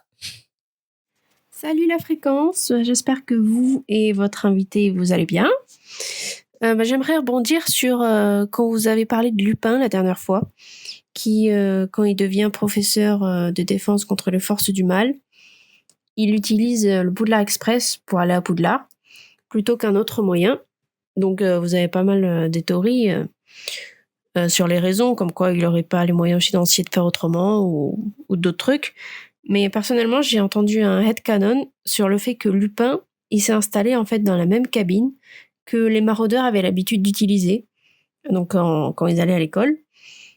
Et je trouve que ça leur ressemble bien d'avoir la même cabine chaque année. J'imagine même qu'ils auraient pu graver leurs initiales dans un coin quelque part ou quelque chose comme ça. Et que du coup, dans Harry Potter 3, c'était la première fois que Lupin y retournait à Poudlard, enfin, depuis la fin de ses études, et qu'il se voyait pas y aller autrement que dans cette cabine, comme à l'époque. Voilà, dites-moi ce que vous en pensez de cette théorie. Perso, je l'aime tellement que c'est plus... c'est plus une théorie pour moi, c'est acté. Mais j'aimerais bien savoir ce que vous en pensez. Voilà. Donc, continuez comme ça, surtout, et des bisous. Merci, Johanna, pour ton hibou. Alors, j'aime bien cette théorie. Cependant, pour moi, la théorie de sa transformation, elle paraît quand même la bonne. Parce que j'ai trouvé un utilisateur sur Reddit qui a été voir le calendrier des pleines lunes de 1993. Ah, on en avait parlé. Ouais. Et donc, selon ce qu'il a trouvé, c'était la pleine lune le mercredi 1er septembre 1993 à 4h32 et 54 secondes. Donc, Lupin avait été un loup-garou 6-7 heures avant que le train parte à 11h. C'est incroyable cette coïncidence quand même. Et alors, il y avait tout un débat après. Non, mais tu crois vraiment que J.K. Rowling, elle ait prévu ça et tout? Alors, il y a la team, c'est du hasard, il y a la team, elle a fait des recherches. Mais pour moi, cette théorie, elle serait quand même plutôt bonne, malgré que ta théorie soit très mignonne quand même. Je sais pas ce que vous en pensez. Mais c'est forcément une coïncidence, une belle coïncidence, parce que elle a pas pu tisser toute son histoire par rapport à une date sur le professeur de Lupin, c'est pas possible. Mais peut-être qu'elle a regardé le calendrier, elle a fait waouh. Ou peut-être même que elle a décidé qu'il était loup-garou grâce à cette date. Non, ça j'y crois pas. Mais peut-être que ça lui a... On peut imaginer que ça lui ait donné l'idée qu'il soit dans le Poudlard Express, même si j'y crois pas trop. Mais donc pour vous, c'est du hasard finalement? De quoi, le compartiment? Non, le fait que ça a été la pleine lune, la vraie pleine lune, je pense que le mercredi. C'est une belle coïncidence, je trouve. Une belle coïncidence. Honnêtement, moi, je donnerais du crédit à J.K. Rowling. Ah je pense que c'est pas... Mais à quel niveau? À quel niveau, tu vois? Je sais pas. Je me dis, elle sait que son personnage, c'est un loup-garou. Elle se dit, bon, les rentrées, en général, c'est début septembre. Est-ce qu'il y a une pleine lune? Je pense qu'elle a dû peut-être faire des recherches. Je sais pas. Tu penses que dès le tome 1, elle a décidé que la rentrée se ferait tout le temps un 1er septembre parce que dans le tome 3, elle allait faire venir un loup-garou et elle a regardé le calendrier de la lune. Ouais, ça, mais ce serait formidable. Mais ce serait formidable que ce soit ça. Après, moi, c'est vrai que la question qu'on a eue, je trouve ça touchant quand même. c'est beau, je trouve ça beau, je trouve ça. Donc ouais, j'ai envie de me dire oui, ça peut aussi être ça. Oui, Parce la que théorie est c'est pas mal, vrai. ouais. c'est touchant, quoi. C'est beau. Et ça serait d'autant plus troublant si c'est vrai que c'était le compartiment des maraudeurs que Ouais. Harry s'y retrouve. Eh oui. Les deux, du coup, ouais. Oui, l'une théorie n'annule pas forcément l'autre. Non. Il peut prendre le Polar Express parce qu'il est fatigué de sa transformation la veille et en même temps avoir le réflexe d'être dans le compartiment qu'il avait l'habitude d'aller avec ses amis. En plus, c'est vrai que comme je disais en début d'émission, je suis pas fan d'aller trouver des trucs qui n'ont pas été écrits, mais quand c'est comme ça Ouais. et que ça change pas les, c'est beau, ok, ça me va. C'est approuvé par Nicolas. Ok, on passe au dernier hibou sonore de cette volière qui nous a été envoyé par Axel. On écoute ça. Salut Jérémy et Marina, je me posais une question concernant le tome 4. Je me demandais si Rogue avait jugé utile d'utiliser son don de légimancie sur Maugrey Folleuil. Est-ce qu'il aurait été capable du coup de savoir que c'était Barty Croupton Junior qui avait pris du polynectar? Je me suis posé cette question-là. Peut-être qu'il n'a pas jugé utile de le faire, peut-être qu'il n'avait pas de soupçon. Mais si ça avait été le cas, est-ce que vous pensez qu'il aurait été capable du coup de déceler que c'était pas cette personne-là, mais un mange-mort qui était infiltré dans le château? Voilà, je sais pas si vous aurez une réponse à ma question. En tout cas, c'est toujours un plaisir de vous écouter. Merci beaucoup pour votre boulot. À bientôt. Merci Axel. Alors question d'actualité par rapport au chapitre, au pluriel là, qu'on est en train de faire dans cette relecture du tome 4. Et comme justement on l'a dit déjà plusieurs fois, moi je pense tout simplement que Barty Junior, il a trop bien caché son jeu. Donc ça c'est une chose, et c'est un génie du mal comme on dit souvent. Et j'ai l'impression que la légilimancie aussi, ça s'utilise consciemment. C'est-à-dire que en fait pour lire dans une personne, il faut le faire volontairement. Il faut avoir la volonté de le faire. Et de un, on sait que ça marche pas à tous les coups. Parce que dans l'école des sorciers, même si Dumbledore, pour le coup, là, demande à Rogue de volontairement garder un œil sur Quirrell, ça permet pas à Rogue de découvrir que Voldemort se trouve derrière la tête de Quirrell. Donc, la légimancie, oui, Rogue est un très bon légilimance, mais ça le rend pas non plus comme un dieu qui peut lire dans toutes les pensées et découvrir tout ce que tu caches. Et ensuite, le deuxième point, contrairement à Quirrell, ici, il n'y a rien qui paraît suspect chez Maugrey. Donc, même si Rogue, il l'aime pas, Maugrey Folleuil, de base, il n'a pas vraiment de raison d'exercer la légimancie sur lui. Donc, je dirais ça, en fait, il n'a pas vraiment de raison de le faire, de scanner Maugrey Folleuil, et que même s'il le faisait, je suis pas sûr qu'il réussirait à découvrir que ça soit un mange-mort qui prend du polynectar. La chasse est ouverte, n'hésitez pas à m'attaquer, si vous voulez. Et si Croupton, tout du long, tout le temps, il faisait de l'occlumencie, justement. C'est possible aussi. Pour empêcher. Ouais, voilà. Et ouais, à mon avis, peut-être, hein, il fait de l'occlumencie tout du long et puis il empêche Rogue de lire dans ses pensées, puisque à un moment donné, c'est écrit que Rogue, il évite toujours son regard à Croupton.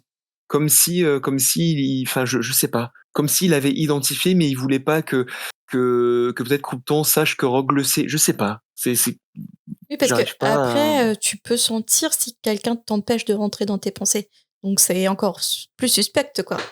Oui, ça tu peux le sentir. Mais c'est vrai que Barty Junior est peut-être un bon enclumance, parce qu'on sait qu'il a réussi à vaincre l'Imperium que lui mettait son père. Donc il a vaincu l'Imperium lui-même. C'est aussi une qualité de Harry, par exemple. Il sait vaincre l'Imperium avec plus de facilité que les autres. Mais Harry, pour le coup, n'est pas un bon enclumance. Donc je sais pas, c'est pas forcément synonyme d'être un bon enclumance, de s'échapper du joug de l'Imperium. Mais ça peut aussi, on peut avoir les deux qualités, quoi. Et peut-être que Barty Junior les a, je sais pas. Oh, il a tout, Barty. Il a tout, mais ouais, c'est ça. Il a tout. Si c'est un jeu de cartes Harry Potter, pour moi, Barty Junior, c'est un des plus forts, quoi. Ah oui. T'es fan, je vais me méfier. Quoi? T'es fan de Barty Croupton Junior. Non, mais il est fascinant. T'es un peu Oui, comme quand on choisit nos personnages préférés à la fin du chapitre, c'est pas forcément en bien, c'est aussi qu'ils sont Par fascinants. exemple, une idée originale pour la Warner, il y a tellement d'idées d'autres que refaire la même histoire encore et encore. Même une série ou un film sur rien que le personnage de Barty Crompton Jr. a développé. Mais mon Dieu, avec David Tennant, mais c'est pas possible parce que ça serait plutôt sur sa jeunesse. Mais oh là là, avec un David Tennant et tout, oh là là, mais ça serait une tuerie ce film. Je veux le voir maintenant. Tu sais qu'on a un podcast extrêmement populaire et mondialement connu. La Warner va forcément m'écouter. Dans les studios, c'est oh my god, Marina, c'est un machin truc. Je viens de recevoir un message et c'est exactement ce qu'ils disent. Ils ont arrêté. Call Mr. Warner. Là, ils disent on arrête d'adapter les livres. Marina nous a convaincus. Breaking news. Breaking news. Celebrity FM va reprendre le scoop. Bon, allez, sur ce, c'est la fin de cette volière. Comme d'habitude, on attend vos messages vocaux ou écrits en MP sur nos réseaux ou par mail à l'adresse fréquence934@gmail.com. Si ça fait quelque temps que vous nous avez envoyé votre hibou, on vous invite à en refaire un parce que malheureusement, on ne peut pas tous les sélectionner. N'hésitez pas à vous lancer si vous voulez nous partager votre question pour la première fois. Et pour les plus traditionnels d'entre vous, il y a aussi la possibilité de nous envoyer une lettre par la voie postale moldue. L'adresse est en description avec tout le reste. Et petite précision, donc on a reçu quelques lettres déjà. Si vous voulez avoir une réponse, indiquez-nous une adresse mail ou une adresse postale pour vous répondre parce qu'on n'a pas toujours la possibilité de vous faire un retour parce qu'on manque de coordonnées. Voilà. C'est comme dans l'amour et dans le pré.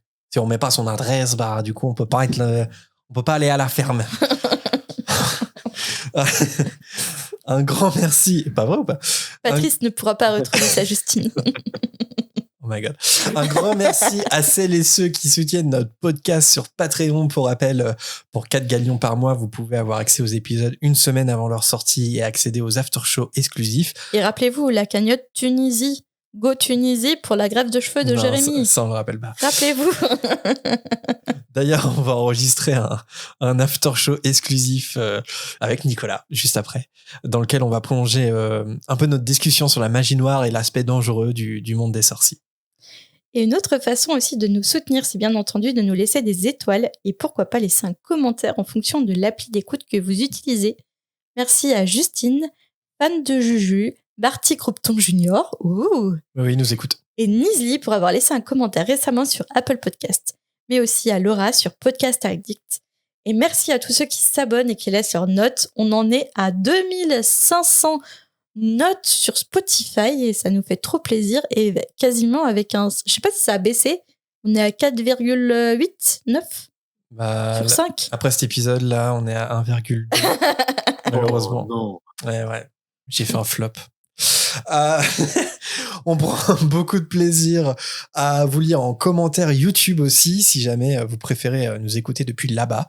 Et si vous voulez interagir avec d'autres auditeurs et auditrices, on vous invite particulièrement à rejoindre notre serveur Discord, ainsi que nos autres réseaux, évidemment. Sur Discord, il y a aussi les candidatures si vous voulez nous rejoindre sur un futur épisode. Et je suis en live aussi sur Twitch. Non, c'est pas vrai. Et oui, généralement. T'es un streamer maintenant, mais dis-nous tout, Jérémy. Ah ouais. Généralement le vendredi soir. Donc, si ça vous intéresse, sur la chaîne Stream 934, Stream 934 sur Twitch. Petit big up à ceux qui suivent la chaîne et qui soutiennent, même avec des subs et tout. C'est très, très cool. Et à vendredi. Bon, alors, Nicolas, est-ce que tu vas continuer à nous écouter après cet enregistrement? Est-ce qu'on ne t'a pas dégoûté? Oui. Non. Est-ce que ça s'est bien passé? Non. Oui, c'était cool. Complètement. Donc tu es toujours OK pour rester avec nous sur un after show, c'est bon? Allez, on se quitte pas maintenant? Non, c'est bon, je suis là. Et avant de se quitter, on cite avec plaisir, comme à chaque fois, les tipeurs qui soutiennent la fréquence au moment où on enregistre. Spécial casse dédié à Corsetilou, Mugiwara, Julien BD, Lucie, Ini, Poki Pimps, Bispac, Lucas, The Spirit, Kimmy Duck, Aurélien, Kali, Miss Booking, Pamela et Chloé. Quant à nous, on se retrouve sur un after show Patreon, soit pour le prochain épisode qui sera consacré au chapitre 15 de la Coupe de Feu. Beau bâton et Dumbstrong, ça sera le titre. D'ici là, portez-vous bien et à très vite. À bientôt, bye bye.